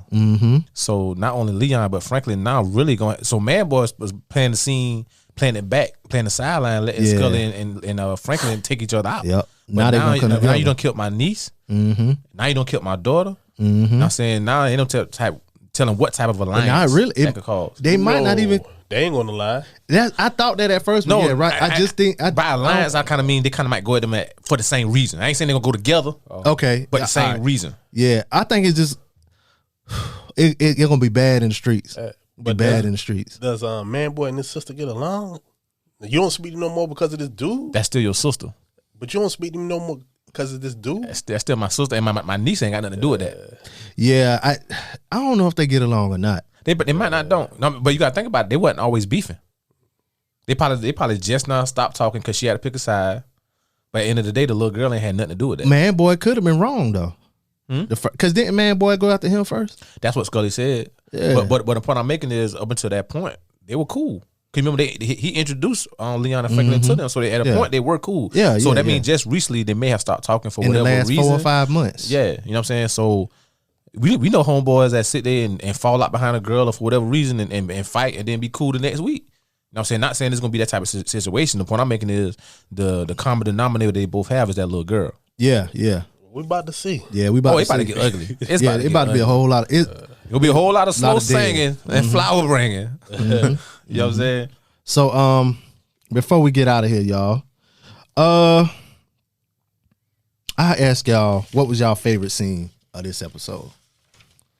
I'll go first while y'all think about it. My favorite scene was the scene with Franklin and his mama.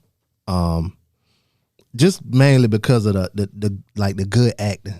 Like them two people, they can act. You know what I'm saying? And the way they was going back and forth, like it was like a real conversation. Even like when Franklin was like, he was like, you know, he was talking about racism and this what the fuck, whatever. Right. And she was like, calm down. And he calmed right down. He's like, I am calm, mama, but so and so and so. You know what I'm saying? They was just acting real good. I like, you know what I'm saying, the dialogue part in that scene. That was my favorite scene because of the acting. I was gonna say the one with Alton and Sissy too. Yeah, because those two people, they can act, you know what I'm saying, too. But I like that the one with Franklin and his mama. They always have good scenes together as far as talking and shit. I'll agree with you on that one. But only because I think all three of us being men, I'm pretty sure at some point in time we had a conversation with our mom like that. For whatever reason it may have been, whether it's to get your shit right in school, come home when I tell you to, or something just as small as like, I just want to make sure you got home safe. You know what I'm saying? I'm pretty sure we all had a conversation with our mom at some point where we thought we was doing what we thought she wanted, and it wasn't because she saw the bigger picture because she was older than us. She done been there. You know what I'm saying? But we thinking we in our teens growing up, we grown, we men. You know what I'm saying? Mom, I did this, I did that. That ain't what she wanted. That's why that was my favorite scene. Cause I feel like as a man who was once a boy, as we all were, that scene was relatable. You know what I'm saying? All of us might not can relate to being a kingpin. But we can all relate to having a conversation with our mom. Our mom had that look to be like, I'm really hurting her. You know what I'm saying? Yeah. What about you? What's your favorite scene of the episode? It's with him and his bodyguard. Oh, and him and Lurk. Yeah. Lurk told you I can't go on no more. He was hurt too. Yeah, he was. Seen the way he got out? And he was scared. Yeah, because you got to reckon Peach is down. Manpower is down. Aunt scared. Now you didn't let the veteran go. Yeah, the veteran said he gonna go. And he was calling him sir the whole time. Sir too. the whole, yeah. You know it hurt him the bell, but he's just like, I can't do it. Yeah, he couldn't look at him. Yeah. I respect it though. Yeah, he couldn't look at him.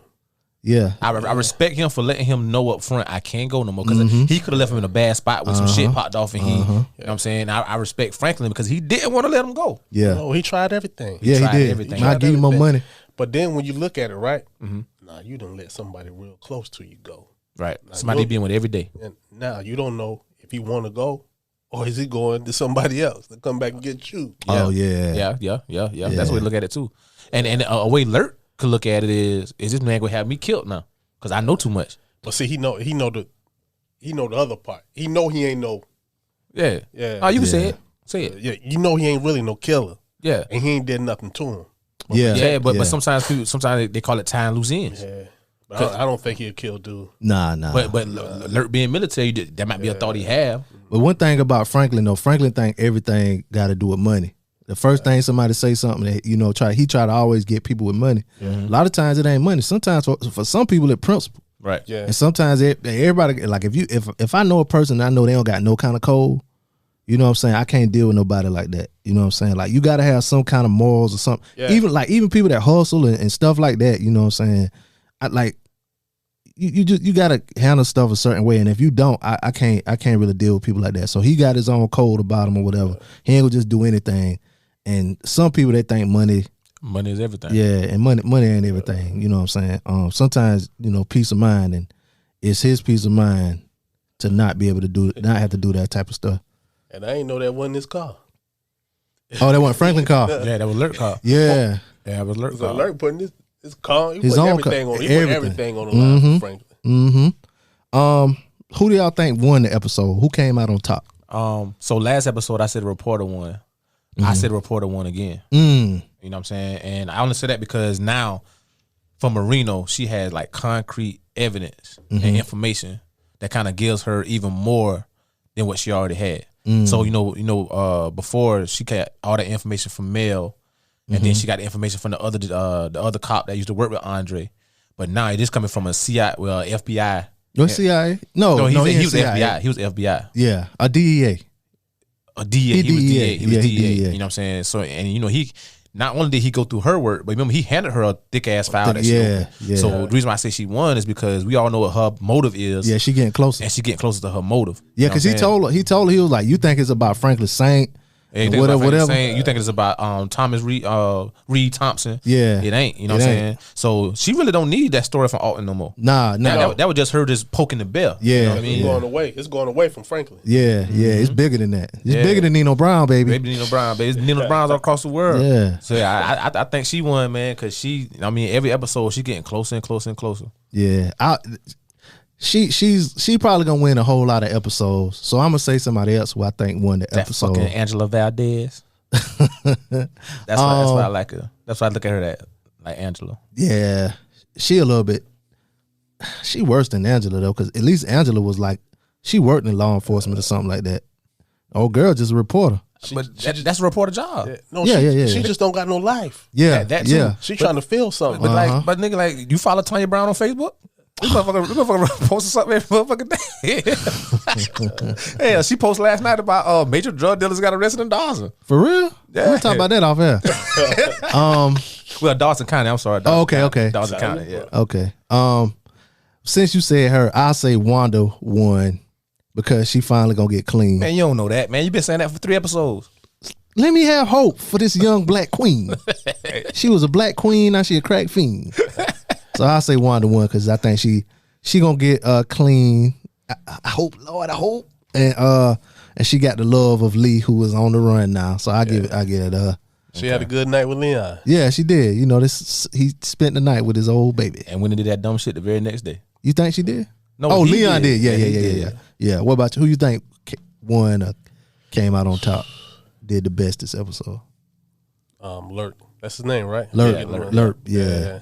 Cause he out now. Yeah, he out. You right. Yeah. Yeah, his conscience is clear. Yeah. And he got out clean so far. And he got out clean. And you can really see he for his people. Yeah. Because he said he was like, I didn't want to, us killing us. I ain't thought it was gonna be that. And you know why? Like just being a veteran and just talking to other veterans, the Vietnam War was one of those wars like when people came home, like it was like one of the heights of civil rights movement. So I come from out this jungle, possibly a war hero, and you treat me like shit when I get here. Mm-hmm. So my people will be. That's all I got. Yeah. And to see y'all mowing each other down in the streets. Yeah. Y'all strung out on crack and this and that. You know what I'm saying? This ain't what I want. This ain't what I want to come home to. You know what I'm saying? When the Vietnam War was in the 70s. The 70s. 70s. Okay. But they came home.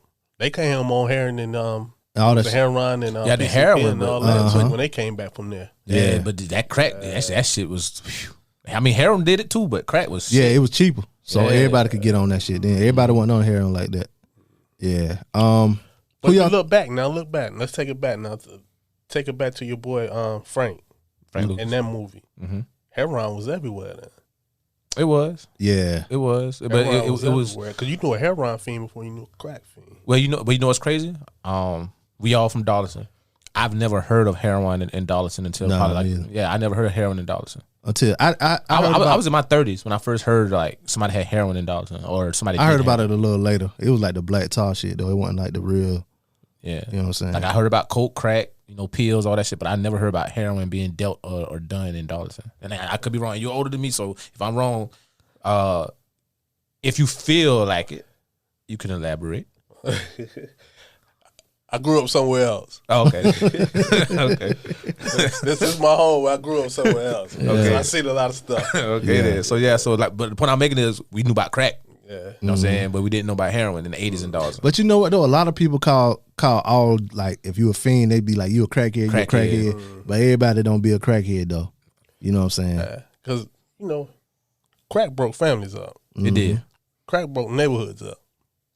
And it was right there on TV and everything. Yeah, I think the biggest issue they had with the crack was, like you said, was breaking up the homes and the crime rate. I think the biggest issue they had with the heroin was the overdoses. You know what I'm saying? People were actually dying from that shit. You know what I mean?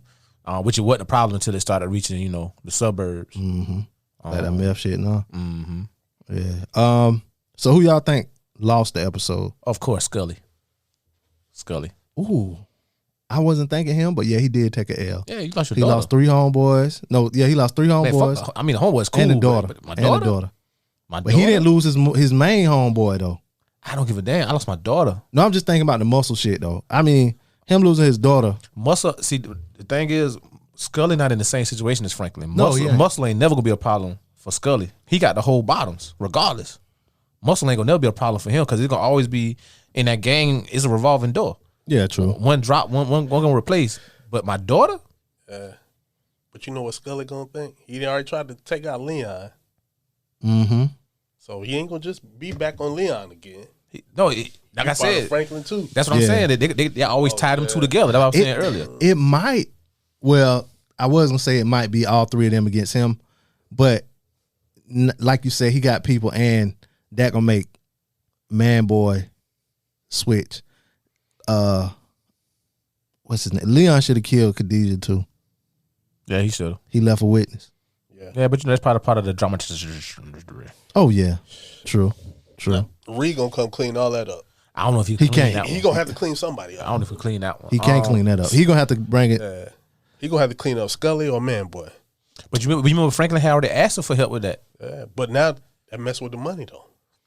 Who? They ain't messing with his. No, because that's why Franklin gonna expand and go to other places. So yeah, they ain't messing with his. You know what I'm saying? The money getting made. And that, because they really not selling like they. Because it's really messing with the money. Because if you remember what Jerome said, he said, "Tell him we ain't gonna buy as much." No, yeah. Jerome want to go down. Franklin want to go up. But what I'm saying is the money, Reed money getting made off of that and the guns. Reed, that money gonna be made. So that's what I'm saying. Reed don't want to get too involved in the street level of it because you don't know who's gonna say something. Well, and his money, and see, Franklin kept buying the same amount of work from Reed. He never slowed down, but he's still buying the same amount of work, and that's why he was like, "Yo, let's find other places to sell, other cities to sell, so that we don't have to, slow down or whatever." And Reed not the only supplier. You know what I'm saying? You know, Reed don't supply like people outside of Franklin, who Franklin supplied Man Boy Scully. You know what I'm saying? But you know, you got the Mexicans. Remember the guy, the police chief told him, y'all ain't the only ones using, y'all ain't the only ones using our city to get shit through. True. I mean, like, Reed gonna be straight. Like, I just think what gonna happen is there's gonna be a whole lot of shitstorm coming one way. Oh yeah, I can't wait for it. I can't, because he really got to maneuver some shit now. Yeah.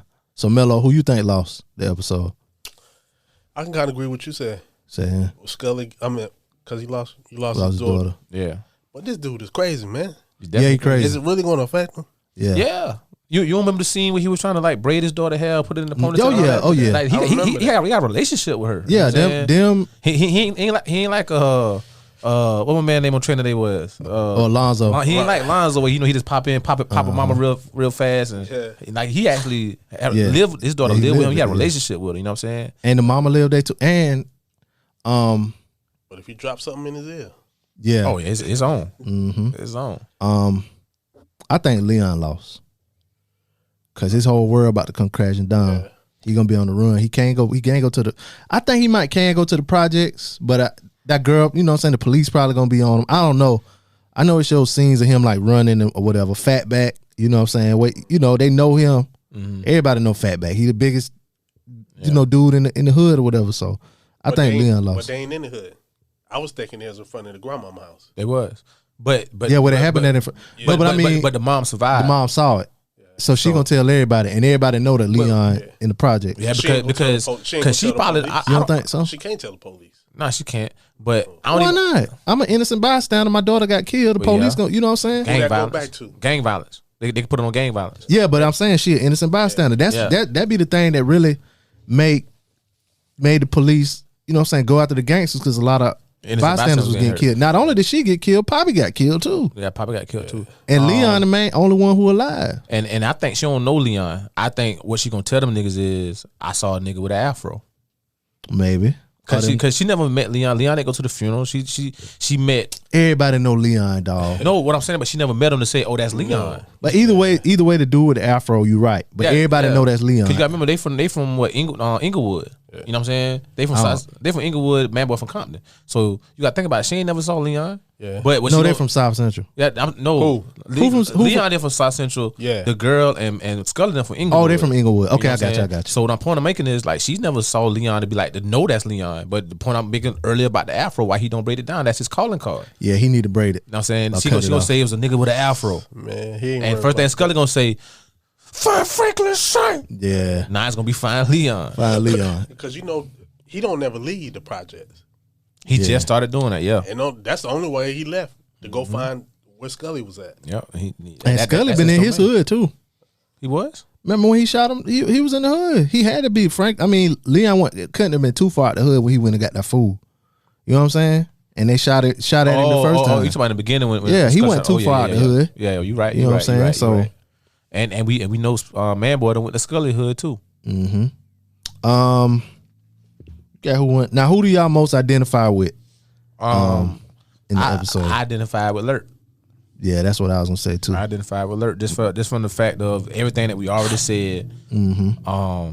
Being a veteran myself, having to make the decision was like, and I was a veteran during the height of the enduring freedom, Iraqi freedom war. Mm-hmm. You know what I'm saying? That's the most bloodiest war where we had the most deaths on our side ever. That's the first or the second one? The second time. I was in the second time. Okay. What was it, like 04? 06. Oh, you was in 06. 06. So we first bombed them 02. Oh yeah, I remember that. You know what I'm saying? I got some homies that was over there. You know what I mean? So that shit was wild. So that was the first wave. 06 to like 09 was like the height of it. You know what I'm saying? 2011 to now, we kind of ramping down. Mm-hmm. But it's crazy that shit's still going on. Nobody wants to talk about it because it's more under control now. Like it's more, so it's kind of like Vietnam. We first went over there, we didn't know what we was getting into. Mm-hmm. We went into a desert. It's 120 degrees. We got to build runways for planes to land, for helicopters to land. We got to get the Humvees built over here and get them shipped over there. So we got Navy ships carrying stuff. We got planes carrying stuff. Then we get there. Now you're dealing with a people that their whole cause is a religious purpose. So they don't care about killing themselves. Mm-hmm. So you don't know who's friend, who foe. Because you ain't got no flag. Yeah, we got alliances over there that we think are our friends, that help us, whether they interpret us or whether we trying to train their military. Mm-hmm. You know what I'm saying? Now you got random car bombs, you got RPGs, you know what I'm saying? IED. So we didn't know what we was getting into. So it came a point to where it was like, if I get out, being from Dallas, in my mindset was, I'm gonna get out, go work at Dixie Cup, or should I stay in? Mm-hmm. You know what I'm saying? And I was just so fed up with being over there. And when I was over there, it was brief. You know what I'm saying? I only did like a 6-month tour. And half of it was on the ocean, but it was just little shit like that. Like, I don't want to do this shit no more. And I chose to come home, but like I said, there's a point where a man got to draw a line for whatever the reason may be. You know what I'm saying? My reason was I was missing my family. I had a cousin, Miss Bishop. Miss Bishop, her son had just got killed at state. He's about to graduate in December. He got killed in October. I came home in December. I enrolled in the state. That's one of the reasons why I enrolled. You know what I'm saying? It was just little things like that. So that's why I identified with him. Because it comes a time where you got to make your own stand, and that's where a lot of black men and men in general fall short, because we be too quick and eager to follow the crowd or want to please the crowd to drop our own nuts and say, nah, I ain't fucking with that. And then you go do some dumb shit and get caught on some dumb shit. And then when you, after the result of dumb shit happen, you set back and you tell yourself, I knew I shouldn't have did that. Or I knew I shouldn't have left. So that's what I the artist, well, not the artist, but the character I relate to the most. What about you? Who you relate to the most in the episode? Franklin. Yeah. Why Franklin? It's a lot of reasons, but one reason is when you get that vision, right? And you trying to complete that vision, but you're trying to take some people with you, and you got to want them to see your vision.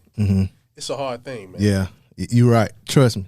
It's a hard thing. Trust me. You thinking, and sometimes you get so tunnel vision. I'm gonna say. Yeah, and that's what you can tell he got that too. So that's all you see, Right. And you think every decision that you make is right Mm-hmm. because you're thinking it's for the vision.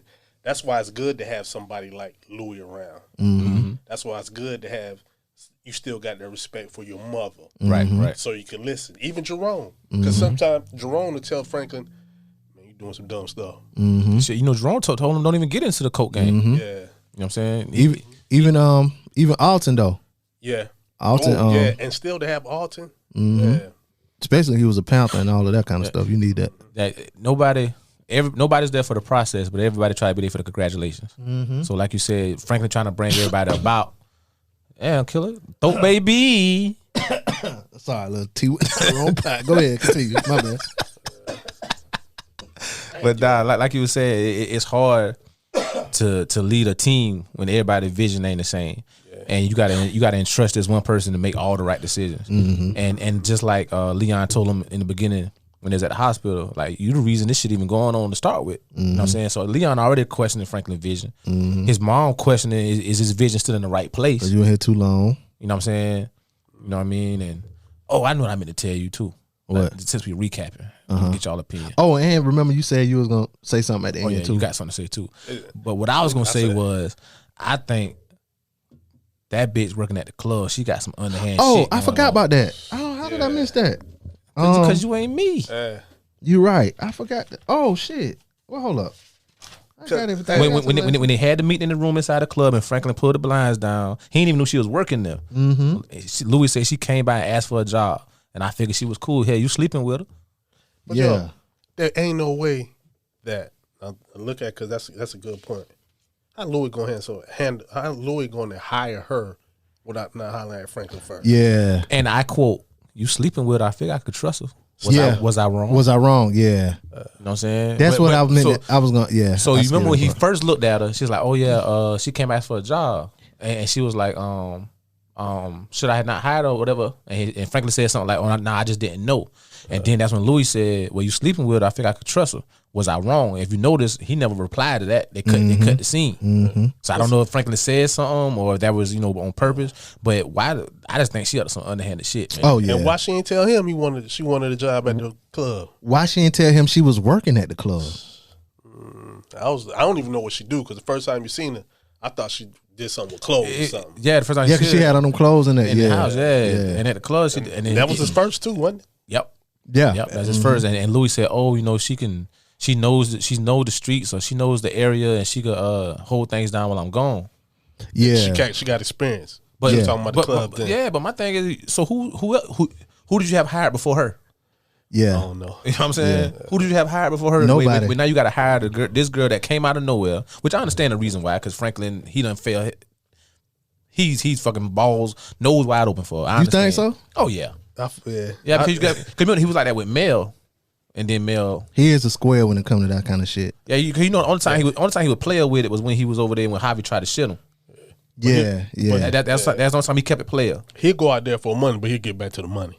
Yeah, but remember when he was out there, he popped him a little something. Yeah, you know, she helped him. He trusted her too. Yeah, yeah. Again, being square. Her, you know what I'm saying? But he didn't have nobody else to trust out there. You're right. At that moment, he had to trust somebody. He really didn't trust Ivy. Ivy had him out there, but Ivy was doing some underhanded stuff too. You know what I'm saying? Yeah. So I look at. I ain't gonna say Louis doing that side. I don't think she was thinking clearly when she hired that girl though. But well, we're gonna see. Yeah, we got no choice. We got no choice. Only thing about that is I feel like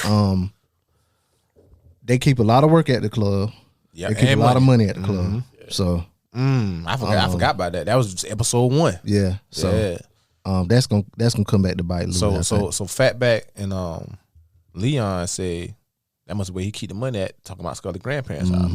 Now this Tanasi suddenly working at the club, and that's where Franklin keep some of the work and some of the money at. Because I think like she got to have a connection to either Man Boy or Scully. She got to. You know what I'm saying? And I wouldn't be surprised if it's Man Boy, because he been the smart one the whole time.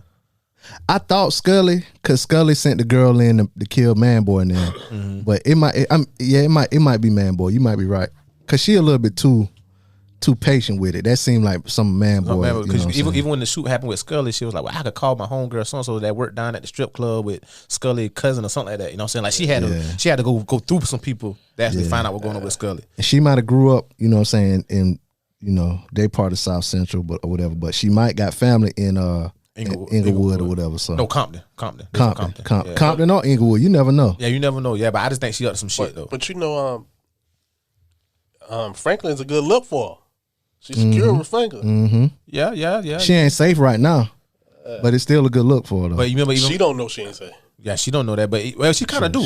No, she kind of do. She do. Yeah, she do. The whole shit with Scully. Because she can't. Because even it played at the beginning of this episode. She was like, "Yeah, he's shot, but he ain't dead. He just mad. He mad. Just real mad." But but even in the beginning, in episode 1, when she first came in, Franklin said, "I should have known you was gonna be here." And she's like, "Why you figure that?" She's like, "Cause you know all the right people, and you know all the who's the who, and you know what I'm saying, you in all the parties." So that means she could have been secure with anybody. Yeah, it's some people like that though, that they know the right people, know all the people, and dog, I got this on Snap and Instagram. Them shorters you see that's in the club Wednesday through Sunday in somebody's section buying bottles, but you never see the niggas. Oh yeah, she's one of them. Yeah, I feel. I think she bought a business though. Definitely. But what business she got? I don't know. I mean, you take self-preservation. I don't know. I think we might find out why she was away. Cause didn't she go away and come back or something like that? Didn't they say that in the first episode? Nah, she went off to school. They didn't say that. They didn't say he went off to school. Franklin went off to school. Yeah, he went off. Yeah. She said, "I didn't think I'd see you back here." Didn't she? No, she said, she said, I never thought I'd see you in this line of work. Yeah. Oh, okay. And she was like, I heard some things. And she's like, what? She's like, college. What did you say? Prep school kid or prep college bound kid shot 3 times. Da da da. So basically, she said, I was holding you in this light. Mm-hmm. You know what I'm saying? Now but you this. Mm-hmm. But I'm willing to fuck with you. Mm-hmm. Why you this? You know what I'm saying? So that was a good episode. Great episode. What was the writer name? Hiram Martinez, I think that's what it is. Hiram Martinez, you did a good one with that one, my boy. Oh yeah. It was a team of them, but I'm not gonna listen to all of them. He's the first one on there, so we're gonna go with him. What you think will happen next episode? We might be totally off. What you think? We kind of was. I know I was totally off. Yeah. I think it's gonna be a whole lot of running. Mm-hmm. I think what's his name? Leon better have his Nike Cortezes tied tight or his Adidas Superstars tied tight, cause he gonna have to do a whole lot of running. Or he gotta be war ready. He ain't got. Yeah, I mean, cause Scully got a project. He got a project. Yeah. Got to see who got the biggest war chest. Yep. See who got last who. Yeah. What you think gonna happen? Man, I think the reporter gonna get too close for comfort next episode. I think, to be honest, I think a very key character is gonna die next episode. Like of course we know it ain't probably be Franklin, but I really think like either Louis or Jerome or somebody. Leon, yeah, somebody close. Because you know what I'm saying, it's about mid season. You know what I'm saying, about time for that high drama. You know what I'm saying? The little girl getting killed wasn't enough high drama. Oh, that was the pivot. That was the trigger. But trigger. Leon and Louis going to Jerome and they going to Little Rock. But there's been times where people got caught leaving. You don't think they gonna make it? Look at what's name? Lonzo.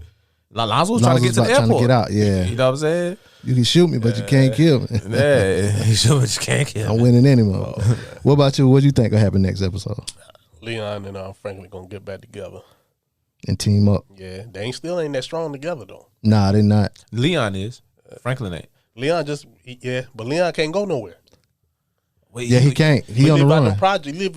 Your safest places in them projects. That's what I'm saying. But he normally didn't leave outside of the most he left outside of projects was in the first 2 or 3 seasons when he was always at Franklin and Louis them house. Yeah. But now they don't got no work, so they don't got no work. Yeah, they don't got no work. No, they should be done. Because they had like one left. They had like one bird left. Yeah. They should be done. So but it might be in his interest to mess with Franklin. And make it about this war, but also be like, go ahead, get me straight while I help you. But you know the crazy thing is everybody interested to holler at Franklin. Scully's too.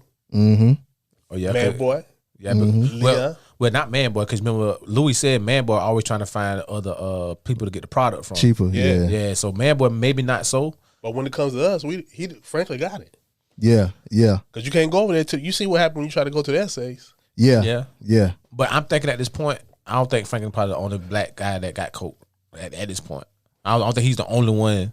Maybe he's the only person in South Central, but you got to remember they from Inglewood and Compton. He got that good though. Yeah, he got the good. He got the good, but who's to say whoever was true. Somebody else might have the counterpart, the Free Ricky back then ain't had it by now. Ain't nobody A1 like Franklin. Remember, he come from the government. Yeah, he getting that A1 Puerto Rico. Mm-hmm. You know what I'm saying? But and you know what's crazy? I always wonder how it was getting over now. Cause you remember Reed killed Buddy. Oh, it's still getting through there. He dead. But I'm saying, so remember they was making it in that one little area. Mm-hmm. And remember the little boy was a informant. They killed the little boy in the jungle. And remember they said they gonna have to pick up and move the camp. Oh yeah. And then we kind of just lost touch with who was making it. And all well, that wherever stuff. they getting it made, it's still getting made. It's still, and it's pure. Yeah, but see, they not flying it over no more. He ain't doing it. He driving it through Tijuana. Yeah, you know what I'm saying. So they got that dude out, the $100,000 dude out. Mm-hmm. You know what I'm saying. So, but that's the thing that the guy came to talk to him about. Like we don't know who they gonna replace him with now. Oh yeah, true. And they might replace him with a motherfucker that's really about stopping crime. Yeah. Because you remember, like going into mid to late 80s was when they started trying to crack down, not in Tijuana, but when they tried to crack down on the cartels. But that's when, when they did that with that campaign, right? Mm-hmm. That's when the most. After that, that's when the most came in. Mm-hmm. Yeah, but on the surface, we got to make it. Well, really, it was going on the same time though. Like they were saying that, but they were saying just say no and all of that. Stop the crime and all of that. Yeah. But the other people, like the president, didn't know that these people, the CIA and all these people, had this going on the side. To do this because we assume he don't know. No, he didn't know. They almost went to jail behind it because the thing I was talking about with them with the weapons and all of that, it wasn't illegal per se. It was something about it. It's some like to do covert operations with those agencies or whatever. It kind of got to be signed off by the president, and something they didn't get done as far as getting it signed off. And because of that, like the weapons deal part of it. Because of that, the president almost was impeached and almost was Who was the president? Was it Reagan? Reagan, yeah, it was Reagan. And he basically gave him the okay. But they never did the paperwork for it. And because they didn't do the paperwork, that's what it was. So he didn't know certain parts of it. You know what I'm saying? His like the people under him, one of the main people that people know is Oliver North. You know what I'm saying? He was like the head military dude back then. There was a couple other names or whatever that did know and pull some strings up, you know what I'm saying? Some underhanded strings to get all this stuff done. But like these people saying just say no, but these people's like, yo, we got to get this done over here, and this how we gonna fund it or whatever. Right. But so how much of it you think is true when they say the government was giving coke to the hood to try to destroy the black population? I think it's kind of just like Snowfall. Like the CIA was like, we got this drug, we got a Franklin Saint selling the drug. You know what I'm saying? That's the coke though. That's before they even knew crack was gonna be a thing. Yeah, but they were selling the coke. Somebody was like, some people believe that the government was like making the crack and selling it or whatever. But I was talking to somebody, they was like, because I figured like who gonna experiment on their coke to make crack or whatever. They was like people was kind of doing that with freebase. You know what I'm saying? Really, coke is just freebase without the ether. Right. You know what I'm saying? Because people was burning it, you know what I'm saying, catching themselves on fire with the ether or whatever. So with people cooking up the crack, it made it a safer way for them to get high. You know what I'm saying? Safer way for them to do freebase kind of. You know what I'm saying? So it might have been somebody in the street that figured out how to do it. No. What I'm saying is, you know how the woke population try to say that was the government way of trying to depopularize the black community, or weaken the black community, weaken the Black Panther Party, all that. And then it's the side of the truth of the government was we need to fund this war, but we don't give a fuck about what happened as long as it gets sold. So which side do you think is more true? The government side funding for the Contra war, or we trying to break up this Black Panther Party and fuck up the black neighborhoods so we could kick them out of the gentrify neighborhoods and this and that and the third? I think it's a little bit of both. I think it's more along the lines of with it like messing up the black neighborhoods or whatever. I think it was just the government getting lucky with that. Because you don't know how people cost of doing business. Yeah, because I don't think nobody can foresee what the drug use as far as that kind of stuff was going to do. Like they didn't. You can't predict that it's going to be all this violence. You know what I'm saying? You can't predict it's going to be that addictive the way, you know what I'm saying? Like a lot of the stuff you can't really predict. That's why I say that they got lucky. Right. In order to like basically break down the whole neighborhoods and stuff like that, whole areas of because you know they said that's one of the main ways they broke up the Black Panther Party out in that section that was in like Cali and LA and all that. But you know, that would not crack. Oakland. In Oakland, yeah. Now, well, I mean, if you realize when they went and got the recipe, where they got the recipe from? Oakland. Mm-hmm. You're right.